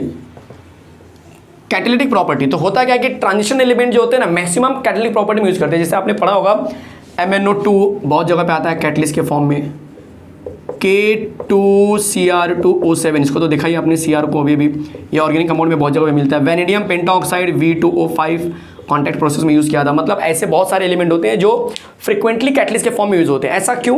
ट्रांजिशन एलिमेंट ऐसा क्यों करते हैं कि भाई बहुत सारे कैटलिस्ट की प्रॉपर्टी दिखाते हैं? क्योंकि ट्रांजिशन एलिमेंट के जो एलिमेंट होते हैं उनका कोई एक ऑक्सीडेशन नहीं होता है, उनके बहुत सारे ऑक्सीडेशन होते हैं। तो ऐसा हो सकता है कि जो एलिमेंट एक स्पेसिफिक ऑक्सीडेशन में रिएक्शन नहीं करता है या फिर रिएक्टिविटी कम होती है, वही एलिमेंट किसी और ऑक्सीडेशन में मे बी वो अलग नेचर दिखाता होगा, अलग रिएक्टिविटी करती होगी। जैसे कि मैंगनीज के बारे में हमने पढ़ा था कि मैंगनीज जो होता है वो +2 से लेके +7 तक ऑक्सीडेशन दिखाता है। अब मान के चलो कि मैंगनीज जो +2 होगा शायद वो कम रिएक्शन करेगा, +7 वाला ज़्यादा रिएक्शन करता होगा, हाई रेट होगा, बहुत ज़्यादा बोलते हैं ना एग्रेशन नेचर दिखाता होगा, या फिर पर्टिकुलर एलिमेंट के साथ में ज़्यादा रिएक्शन कर रहा है, या किसके साथ में वो बहुत सॉफ्ट होगा, बिल्कुल कुछ रिएक्शन नहीं कर रहा है, क्योंकि उसके पास इतने सारे वेरिएशन है ना, +2 +3 +4 +5 +6 +7, भाई इतने सारे वेरिएशन है। कोई एक बंदा भी अगर होगा ना कि जो पर्टिकुलर एलिमेंट से ज़्यादा रिएक्शन कर रहा है, तो वहाँ पे आप यूज़ कर सकते हैं as a catalyst rate of reaction बढ़ाने के लिए। तो डिफरेंट ऑक्सीडेशन स्टेट मतलब वेरिएबल ऑक्सीडेशन स्टेट की वजह से ट्रांजिशन एलिमेंट का हम फ्रीक्वेंटली यूज़ करते हैं कैटलिस्ट के फॉर्म में, और कुछ नहीं है, चलेगा। इसके बाद आता है physical property of D block element. ये मैंने ऑलरेडी पीछे कराया था स्टार्टिंग में ही। फिजिकल प्रॉपर्टीज पूछा जाता है, क्या है फिजिकल प्रॉपर्टी भाई? तो वही जो मैंने बताया था, लस्टर प्रॉपर्टी, डक्टिलिटी होती है, फिर मेलेबिलिटी होती है, good conductor of heat and electricity होते हैं, मेटल होते हैं, ठीक है, वही सब प्रॉपर्टी तुम्हें बताना है, चलेगा। और उसके बाद फिर आता है केमिकल प्रॉपर्टीज। लिखने के लिए आ गया थियरी में, 2-3 लाइन इसके बारे में लिख दो। तो केमिकल प्रॉपर्टी में क्या बताएंगे आप बता सकते हैं, वेरिएबल ऑक्सीडेशन होते हैं, कैटालिटिक प्रॉपर्टी के फॉर्म में यूज करते हैं, कलर कंपाउंड बनाते हैं, अनपेड इलेक्ट्रॉन होते हैं, ट्रांजिशन एलिमेंट हो गए तो अगर वो हाफ फिल फुल फिल तो स्टेबल अनस्टेबल के बारे में बात कर सकते हैं आप लोग, ठीक है। ये सब होते हैं उसके chemical property. They can form alloy, Interstellar compound बनाते हैं, ये सब केमिकल प्रॉपर्टी है जो उनके अंदर पाई जाती है। क्लियर है? तो ये 2 कॉन्सेप्ट क्लियर हो गया। इस तरह से जो हमारा डी ब्लॉक का पैटर्न है, मतलब डी ब्लॉक वाला जो पार्ट है वो मैंने क्या किया बच्चे, खत्म कर दिया। अब बात करेंगे एफ ब्लॉक वाले से, मतलब ट्रांजिशन जो है ना, हमने ट्रांजिशन ये खत्म हो चुका है। अब आने का इनर ट्रांजिशन। इनर ट्रांजिशन तो बहुत छोटा सा है, छोटा सा कॉन्सेप्ट एकदम है, उसके अंदर लेथेनॉइड और एक्टिनॉइड 2 कॉन्सेप्ट सीखने होते हैं, ज़्यादा कुछ है नहीं, ठीक है। तो कोई डाउट है किसी को यहाँ तक कंफर्म? तो चलो शुरू करते हैं इनर ट्रांजिशन एलिमेंट। चलिए तो बात करते हैं inner transition element, that is called as f block element. तो सबसे पहला क्वेश्चन वही हमारे लिए बनेगा कि एफ ब्लॉक एलिमेंट हम किसे बोलेंगे। तो जरा देख लीजिए, एफ ब्लॉक एलिमेंट किसे हम बोलेंगे। तो बहुत प्यारा सा आंसर वही सेम आने वाला है कि जब last electron enters to n-2 orbital, जरा ध्यान से सुनना, n-2 f orbital, then it is called as f block element. या कहीं कहीं पे बस लिखा होता है कि f ऑर्बिटल में चला गया इलेक्ट्रॉन तो भी हम बोलेंगे एफ ब्लॉक एलिमेंट। बट आपको पता होना चाहिए कि हाँ भाई ये लास्ट इलेक्ट्रॉन जो है ना वो n-2 वाले में जाता है। अब n-2 क्यों मैं बोल रहा हूँ, तो आपको पहले मैं बता देता हूँ कि एफ ब्लॉक एलिमेंट जो होता है ना उसमें 2 सीरीज आती है। एफ ब्लॉक एलिमेंट में कितने सीरीज आते हैं? तो 2 सीरीज, एक का नाम है लेथेनॉइड सीरीज और एक का नाम होता है एक्टेनॉइड सीरीज। ध्यान से देख लो जरा, एक्टेनॉइड सीरीज, ठीक है, लेथेनॉइड और एक्टेनॉइड। अब लेथेनॉइड का जो स्टार्टिंग होता है ना वो La से होता है, जिसका नंबर होता है 57। हालांकि शुरुआत यहाँ से नहीं करते हैं, ये 3rd में प्रेजेंट होता है, ठीक है। और यहाँ से शुरू होकर जाता है कहाँ तक? Lu, लुटेटियम तक जाता है, ठीक है, जिसका नंबर नियर अबाउट 71 तक होता है। क्लियर है? चलो कोई डाउट है किसी को? एक्टेनॉइड हम बाद में सीखेंगे तो इस पर बाद में डिस्कस करता हूँ मैं। तो अभी हमारा पूरा फोकस किसके ऊपर रहेगा? लेथेनॉइड के ऊपर रहेगा। तो लेथेनॉइड जो होता है ना वो दिखता कहाँ पे, टेबल में कहाँ पे रहेगा, जरा दिखाता हूँ मैं आपको। रफली टेबल बनाता हूँ, पीरियोडिक टेबल। ये देखो 1 और 2 ग्रुप होंगे, ये यहाँ कहीं पे 3rd 4th 5th ऐसा ही आगे आगे होगा, मुझे उसमें इंटरेस्ट नहीं है। ये पहला पीरियड, ये दूसरा, ये तीसरा, ये चौथा, 5वां, 6वां, 7वां, देख लो यहाँ पे 1 2 3 4 5 6 7। तो ये 4th पीरियड, जरा देखो ध्यान से, 4th पीरियड में जैसे सब नीचे आ रहे हैं, ये डी ब्लॉक वाले एलिमेंट है, याद है। 4th 5th 6th में आ जाओ। अब 6th में जैसे जैसे आप यहाँ जाएंगे तो ये वाला जो बॉक्स दिख रहा है ना, इस बॉक्स में यहाँ पे होता है लेथेनम La, जिसका नंबर होता है 57। और 57 के बाद सीधा अगला नंबर आता है 72। यही तो सबसे बड़ा रिस्क हो जाता है। 57 के बाद आप देखेंगे ना पीरियोडिक टेबल में तो 72 आ गया। इसका मतलब 57 से लेके Ce 58 ले लो, यहाँ से लेके Lu 71 तक ये सारे एलिमेंट जो है इसके अंदर ही होते हैं, जिसको हम बाहर रख देते हैं, जिसको हम बोलते हैं एक्टेनॉइड लैथेनॉइड सीरीज। अब सबसे बड़ा क्वेश्चन है कि सर इसको बाहर क्यों रखा जाता है, मतलब 57 के बाद 58, 59 ऐसा क्यों नहीं किया गया। तो जरा लॉजिक समझ लेते हैं कि ऐसा क्या खास बात था कि लैथेनॉइड सीरीज और एक्टेनॉइड सीरीज को बाहर रख दिया गया। देखो हुआ क्या कि जब पीरियोडिक टेबल का इन्वेंशन हुआ तो सबको एक पैटर्न में रखा गया। मतलब क्या पैटर्न था आपको बता दूं मैं, जैसे कि मान के चलो यहाँ पे मैंने ले लिया हाइड्रोजन, फिर इसके नीचे कौन आता है, याद करो, लिथियम, फिर कौन आता है, सोडियम, फिर पोटेशियम, याद है ना सबको। यहाँ पे कौन आता है, बेरिलियम, एक मिनट रुको जरा, बेरिलियम, फिर यहाँ पे आता है MgCa, इस तरह से। और आगे आगे अगर हम जाते हैं तो आपको याद होगा उस वाले साइड में, ठीक है, लिथियम, बेरिलियम, फिर यहाँ पे बोरॉन, एल्युमिनियम, इस तरह से था। मतलब इतने से मैं आपको समझा देता हूँ कि इसका नंबर 1 है, ठीक है, वहाँ पे हीलियम का नंबर 2 था, यहाँ पे 3, 4, यहाँ पे 11 और इसका 12, इसका 19, इसका 20।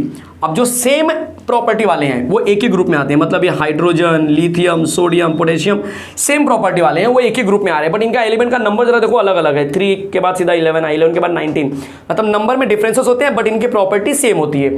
और जो प्रॉपर्टी डिफरेंट वाले होते हैं वो बाजू बाजू वाले के पास होते हैं, मतलब सोडियम की प्रॉपर्टी मैग्नीशियम से बिल्कुल अलग है, लेकिन नंबर के मामले में वो आजू बाजू रहेंगे, 11 तो 12। बट यहाँ पे ये रूल टूट गया लैथेनम के साथ। जरा सुन लो पहले, लैथेनम का नंबर था 57, इसके आगे से 58, सीरियम से लेके पूरा लुटेटियम तक, मतलब कि 71 तक, ये सारे एलिमेंट की प्रॉपर्टी, जो 14 एलिमेंट थे, ये 14 एलिमेंट की प्रॉपर्टी पूरी की पूरी इस लैथेनम से मैच कर रही थी। मतलब सब एक दूसरे को क्या कर रहे थे, लैथेनम के सपोर्ट में आ रहे थे, मतलब सबकी प्रॉपर्टी लैथेनम से मैच कर रही है। अब अगर सबकी प्रॉपर्टी लैथेनम से मैच कर रही है तो कॉमन सी बात है सबको लैथेनम के नीचे रखना पड़ेगा, तो लैथेनम के नीचे रखेंगे, बट लैथेनम के नीचे रखने पे वो नंबर कंटिन्यूटी में नहीं आ सकता है। मतलब सीरियम की प्रॉपर्टी लैथेनम से मैच हुई, 58 वाले की प्रॉपर्टीज 57 वाले से मैच हुई, तो जो प्रॉपर्टी मैच होता है वो नीचे रखते हैं और नंबर जो है काफी डिफरेंसेस आता है। बट यहाँ पे 57 के बाद 58 हमें बोला रखने के लिए, जो मैं आगे रखूंगा तो प्रॉपर्टी अलग वालों को हम रखते हैं, और अगर मैं इसके नीचे रखूंगा तो इनका नंबर जो है तुरंत रिपीट हो रहा है, जो कि मुश्किल है आपके लिए। 57, 58 नीचे नहीं जा सकता है। तो ऐसे अजीबोगरीब बिहेवियर की वजह से इसको और इसको पीरियोडिक टेबल के नीचे रखा गया, जिसको एफ ब्लॉक एलिमेंट बोला गया। पिक्चर क्लियर है? तो सिंपली क्या समझना है कि एफ ब्लॉक एलिमेंट के जितने भी सीरीज होते हैं, चाहे एक्टेनॉइड हो चाहे वो लैथेनॉइड है, इनके एलिमेंट जो होते हैं वो स्पेसिफिक लैथेनम से मैच करता है, इसमें एसी एक्टेनॉइड से मैच करता है, एक्टिनियम से मैच करता है। मतलब इनके बाकी एलिमेंट जो होंगे वो एक्टिनियम से मैच करेंगे और इसकी प्रॉपर्टी लैथेनम से मैच करेंगे, इसीलिए इनको अलग रखा गया है। यहाँ तक क्लियर हो चुका है? चलेगा। अभी मैंने सिर्फ रफली क्या समझाया आपको, एफ ब्लॉक एलिमेंट किसको बोलते हैं, लैथेनॉइड ग्रुप क्या होता है और पीरियोडिक टेबल का पोजीशन कहाँ होता है। तो अगर मैं आपसे बोलूँ कि एफ ब्लॉक एलिमेंट का, सिंपली पूछ रहा हूँ मैं, एफ ब्लॉक एलिमेंट का पीरियोडिक टेबल में पोजीशन बताओ। देख लो यहाँ पे, अगर एग्जाम में क्वेश्चन आ गया कि position of F block element, ध्यान से सुनो जरा। देखो एफ ब्लॉक में लैथेनॉइड और एक्टिनॉइड दोनों होते हैं। आपने देखा कि हम फोर्थ बोल रहा हूँ, 6th पीरियड, याद है कि भूल गए? अभी मैंने आपको दिखाया था 6th पीरियड में जो 3rd ग्रुप था, याद है, वो मेरा क्या था, लैथेनॉइड था। क्या था मेरा? अब उसी के नीचे जस्ट, मतलब 7th पीरियड में, लेकिन 3rd ग्रुप ही रहेगा। कौन था? एक्टेनॉइड था। एक्टेनॉइड से मतलब एक्टिनियम वाला पार्ट था। बोलो समझ में आया? तो यही आपका एफ ब्लॉक का पोजीशन है। तो एफ ब्लॉक का पोजीशन क्या होगा, एफ ब्लॉक के जो एलिमेंट होते हैं वो 6th पीरियड में 3rd ग्रुप में होते हैं तो लैथेनॉइड वाले होते हैं, और 7th पीरियड 3rd ग्रुप में रहेंगे तो एक्टिनॉइड वाले रहेंगे। बोलो समझ में आया? कोई डाउट है किसी को? अब हम किसके बारे में सीखेंगे डिटेल में, सिर्फ और सिर्फ लैथेनम मतलब लैथेनॉइड के बारे में सीखेंगे। इसके बारे में थोड़ा सा मैंने आपको आइडिया दिया कि इनको नीचे क्यों रखते हैं, क्योंकि इनकी प्रॉपर्टी बाकी एलिमेंट की प्रॉपर्टी इनसे मैच करती है, इसीलिए इनको जो है कि हमको अलग रखना पड़ा। चलेगा? कोई डाउट है किसी को? चलो अब आगे दिखाता हूं मैं आपको, काफी इंटरेस्टिंग चीज होने वाली है, देख लो जरा। n-2 सबसे बड़ा क्वेश्चन है कि सर n-2 f जो आप बता रहे थे वो क्या है। चलो दिखाता हूं। जैसे मैंने लैथेनॉइड सीरीज लिया है, ध्यान से देख लो जरा, लैथेनॉइड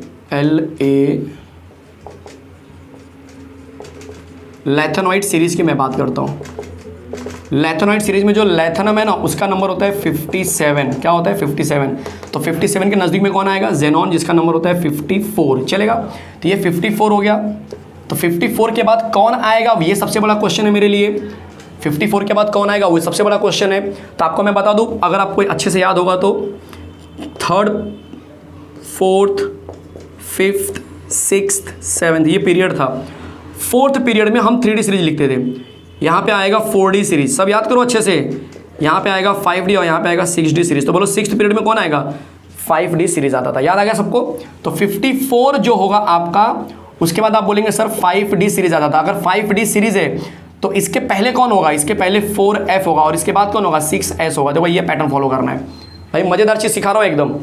पता चला 6th पीरियड में 5D सीरीज होता है, बराबर ना? और मुझे पता है कि 6th पीरियड में ही ये लेथनम आता है, तो इसका मतलब 5D इसके अंदर आएगा ही आएगा। तो 5D के एक साइड में, मतलब अंदर वाला जो शेल होगा वो 4F वाला होगा। बोलने के लिए तो अंदर होता है, लेकिन इलेक्ट्रॉन लेने के टाइम पे ये बाहर आ जाता है, इसलिए इसको बोलते हैं, अगर इसको मैंने N मान लिया तो ये बन जाएगा N-1D और ये बन जाएगा N-2F, जिसको हम बोलते हैं प्री पेनल्टीमेट शेल। चलेगा? क्या बोलते हैं? Pre penultimate. प्री मतलब और अंदर, N-D से भी अंदर, N-1D से भी अंदर। तो जनरली हम ऐसा मानते हैं कि जो N-2F होगा वो जनरली आपको N-1D से भी अंदर होता है, इसको हम प्री पेनल्टीमेट शेल बोलते हैं। लास्ट इलेक्ट्रॉन इसी के अंदर आके भरता है। बोलो समझ में आ गया सबको? आप बोलेंगे सर डी ऑर्बिटल कैसे आ गया बीच में? तो देखो डी ऑर्बिटल जो है ना यहाँ पे सिर्फ F को बैलेंस करने के लिए आता है। जैसे मान के चलो कि कभी ऐसा हुआ कि कोई इलेक्ट्रॉन, देख लो आप खुद समझ जाएंगे, मान के चलो कि यहाँ पे 2 हो गया और यहाँ पे जो है ना बच्चे आपको 10 मिल गया और ये 0 है। जरा सोच लो, सॉरी 10 नहीं, यहाँ पे 8 मिल गया, ठीक है? ऐसा कोई एलिमेंट आपने लिया है, कोई भी एलिमेंट होने दो, इससे फर्क नहीं पड़ता है।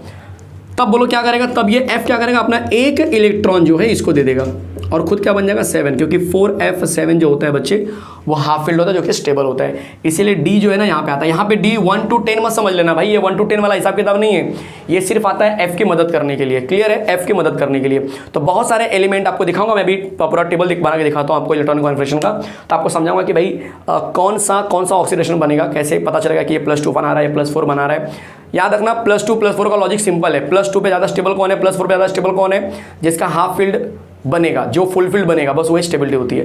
क्लियर है? ये समझ में आया आपको? डी ऑर्बिटल क्यों आता है और N-2F को क्या बोलते हैं? N-2F आता कहाँ से है? सबको क्लियर है? चलो अब बात करेंगे electronic configuration of F block element में लेथेनॉइड सीरीज, और एलिमेंट भी याद कराऊंगा, टेंशन बिल्कुल नहीं लेना है। रेडी? चलो दिखाता हूं। चलिए तो बात करते हैं लेथेनॉइड के इलेक्ट्रॉनिक कॉन्फिगरेशन की। देख लीजिए, मैं टेबल में मैंने ऑलरेडी लिखा हुआ है, ये बुक में भी सेम दिया है, तो कुछ इसमें बहुत ज़्यादा डिटेल में नहीं जाना है, बट कौन कौन सी चीज़ों को आपको समझना है। देख लीजिए, डी जो है ना सब में नहीं आएगा फ्रीक्वेंटली। डी जो है ना, जैसे यहाँ पे डी आया हुआ है क्योंकि ये 0 बन गया, यहाँ पे भी डी आया बट इसका कोई काम नहीं है। जैसे थोड़ा नीचे का तो यहाँ पे देखो डी आया है। क्यों डी आया? क्योंकि अगर यहाँ पे ये इलेक्ट्रॉन इसके पास चलेगा तो ये 8 बन जाएगा और ये इसको 1 इलेक्ट्रॉन देगा तो ये 7 बन जाएगा। 7 क्या होता है? आपके लिए बहुत अच्छा हाफ फील्ड हो जाता है, इसलिए स्टेबिलिटी मिल जाती है। और देखो डी यहाँ पे आया हुआ है, कहाँ पे? ल्यूटेटियम वाले केस में, क्योंकि ये क्या है 5D1 होगा तो ये 4F14, मतलब ये 3 केसेस में से 3 से 4 केसेस में डी आया हुआ है। इस बात का ध्यान रखना। जो दूसरी इंपॉर्टेंट चीज है ऑक्सीडेशन की, ये तो समझ में आ गया आपको क्या करना है। सिंपली आप लिखते चले जाओ, आपको पता चल जाएगा। YGD3+, मतलब अगर मैं बोलूं कि ऑक्सीडेशन की बात करो तो एक चीज ध्यान देना कि लेथेनॉइड के जो सीरीज होते हैं, जो लेथेनॉइड सीरीज है उसका कॉमन ऑक्सीडेशन जो होता है बच्चे वो +3 माना जाता है। वापस से सुन लो, कॉमन ऑक्सीडेशन क्या होता है? तो +3। क्यों?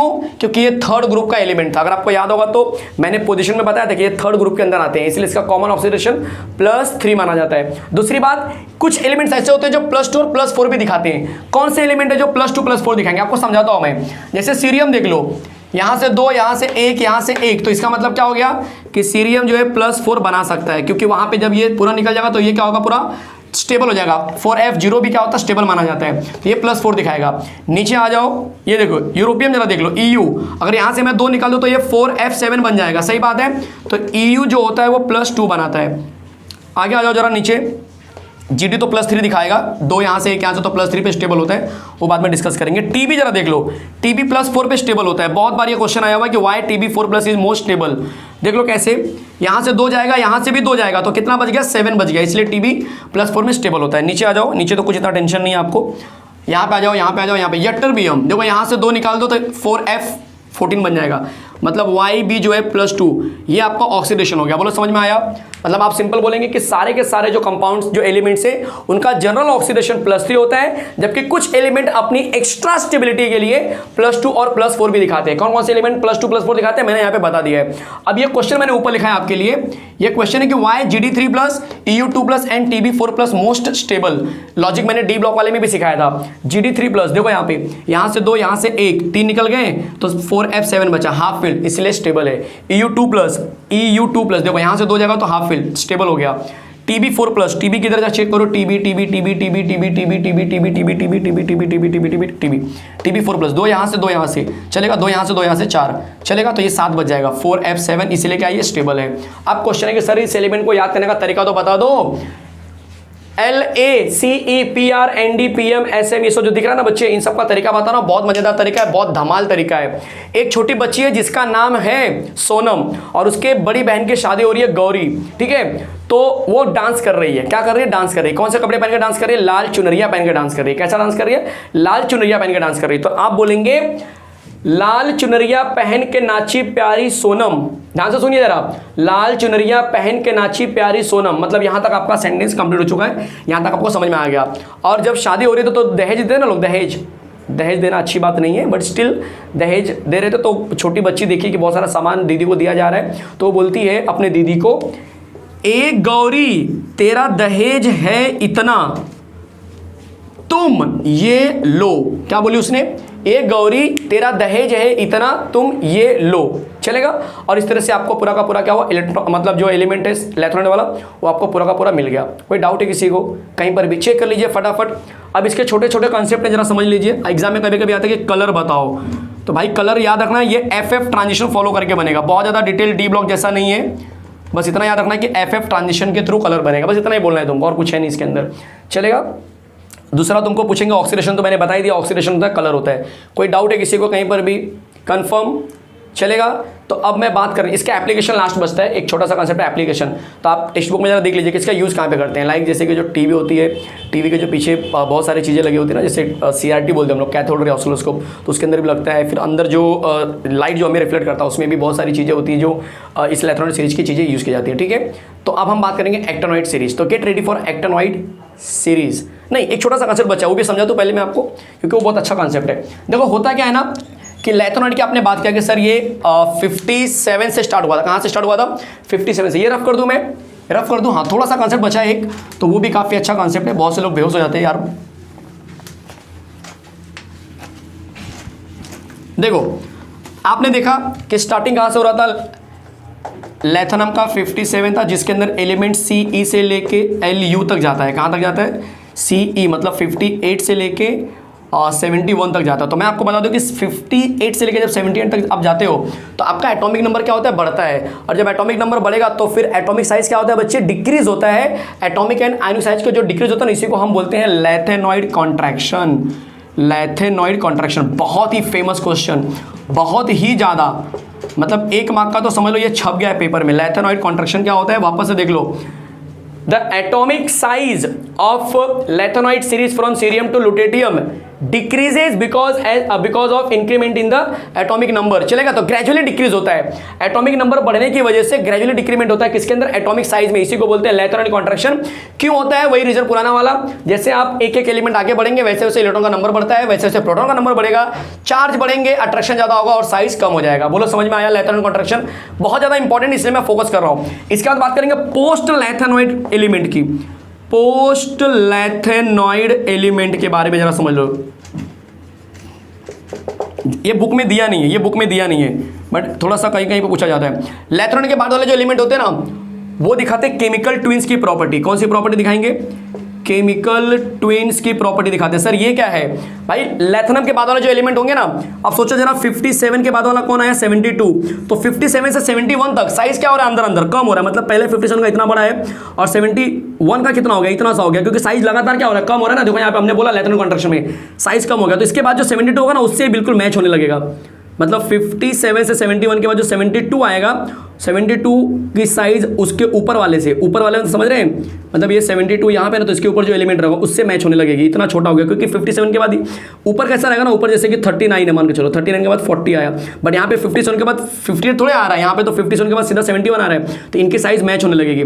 नीचे नीचे होने के बावजूद इनकी साइज मैच होने लगती है, और प्रॉपर्टी तो पहले मैच होती है क्योंकि सेम ग्रुप में होते हैं, इसलिए इसको केमिकल ट्विन्स के नाम से जानते हैं। ये सिलेबस में नहीं है, डरो मत, इसलिए बता रहा हूँ क्योंकि बहुत सारे बच्चे जो है कि बोलते हैं सर केमिकल ट्विन्स हमने कहीं तो पढ़ा था, क्या होता है, इसलिए मैंने ये बताया। अब दूसरा जो सिलेबस में वो सिखा रहा हूं, ध्यान से देख लो जरा।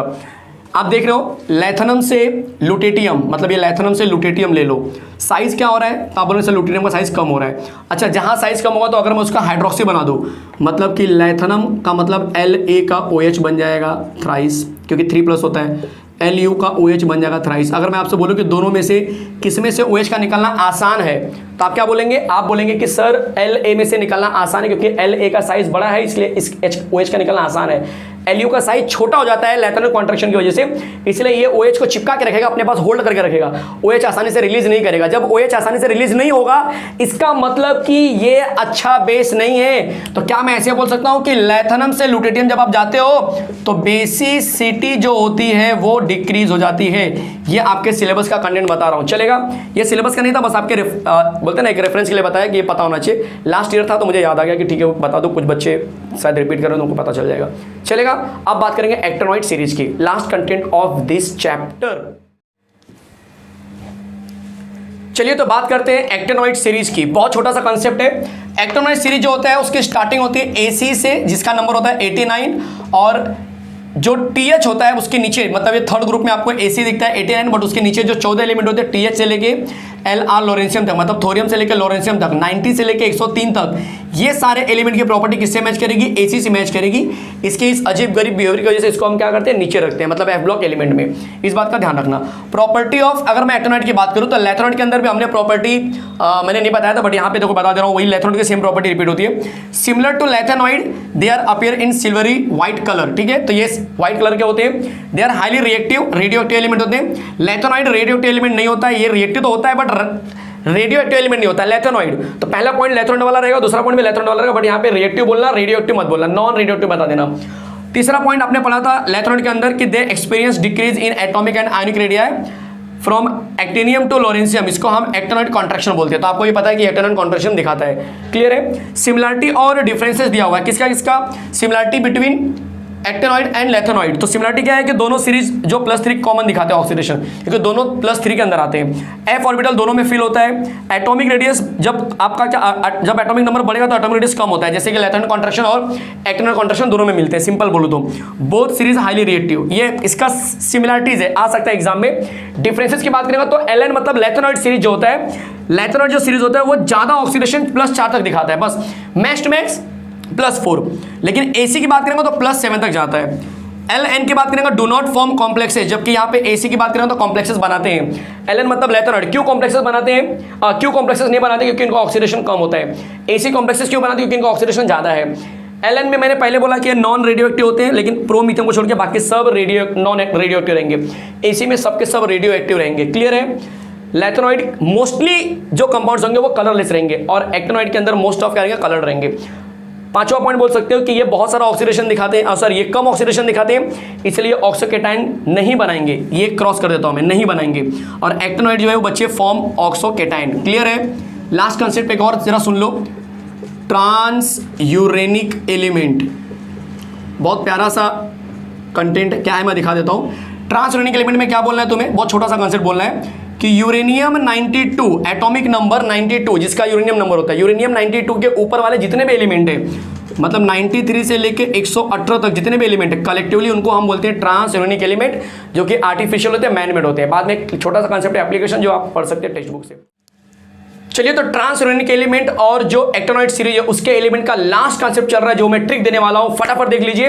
एक स्टोरी बताता हूं, फटाफट सुन लीजिए कि एक पोएट है जो कविता लिखते हैं, जो कवि होते हैं, वो बेचारा अब पोयम में इतना पैसा नहीं मिल रहा है, तो उसने क्या किया? कार खरीदा रेसिंग के लिए, ठीक है? तो उसकी दास्तान मैं यहाँ पे दिखा रहा हूँ इन टर्म्स ऑफ पोयम, जरा ध्यान दीजिए। तो वो पोएट का स्टोरी मैं यहाँ पे बता रहा हूँ। नई पुरानी अपनी कार बेकार क्यों? ध्यान से सुनो। नई पुरानी अपनी कार बेकार क्यों? इसे फालतू में नजर लगा के आरडीएस का मतलब समझ लो, एक एग्जांपल के लिए एक रेसिंग का नाम है, जहां पे रेस होता है वहां पे उसका उस इंस्टीट्यूट का नाम है। तो आरडीएस में भी हार क्यों, ऐसा समझ लो। सेंटेंस समझ में आया? नई पुरानी अपनी कार बेकार क्यों? इसे फालतू में नजर लगा के आरडीएस पूरा लिखो, उसमें मैं सेंटेंस को कंप्लीट करने के लिए भी हार क्यों? मैं डरता रहा क्यों? यहां तक तुम्हें बोलना। उसके आगे 1 के लिए हम यू बोलते हैं, अन ट्राइयम, अन कॉर्डियम, अन पेंटियम, अन हेक्सियम, अन सेप्टियम, अन ऑक्टियम। तो ये तुम्हारा मतलब आगे का पैटर्न बन जाएगा। तो अगर मुझे एक्टिनोइड सीरीज के बारे में लिखना हुआ एलिमेंट, तो मैं क्या करूंगा, इस ट्रिक के अंदर जो मैंने आपको अभी भी बताया, नई पुरानी अपनी कार बेकार क्यों, इसे फालतू में नजर लगा के सिर्फ यहीं तक लिखेंगे 103 नंबर तक, और इसके अंदर ये 4 एलिमेंट भी जोड़ दो। कैसे जोड़ेंगे, ACTHPAU, तो इसको आप एक सेंटेंस बना लीजिए, अरे थोड़ा पोयम उन्हें सुनाते हैं। आप ऐसे मान के चलो, अरे थोड़ा पोयम उन्हें सुनाते हैं, और ऐसे करके फिर पोयम सुना दीजिए। नई पुरानी अपनी कार बेकार क्यों, इसे फालतू में नजर लगा के RDS में भी हार क्यों, मैं डरता रहा क्यों। इसमें सिर्फ LR तक आप रुक जाना, 103 नंबर तक, तो आपका बन जाएगा एक्टिनोइड सीरीज। इस तरह से मैंने पूरा का पूरा जो है ट्रांजिशन एलिमेंट और एक्टिनोइड सीरीज सबका ट्रिक दे दिया बच्चे। हर एक कंसेप्ट के बोलते हैं ट्रिक्स आपके पास यहाँ पे इस चैप्टर में मिल गए हैं। तो इस तरह से मैंने ट्रांजिशन और इनर ट्रांजिशन एक बहुत बड़ा चैप्टर मैंने खत्म कर दिया है। तो जो लोग भी इस चैनल पे पहली बार है, प्लीज इसको लाइक, शेयर और सब्सक्राइब कर लीजिए और बहुत सारी स्टडी करते रहिए। Thank you very much.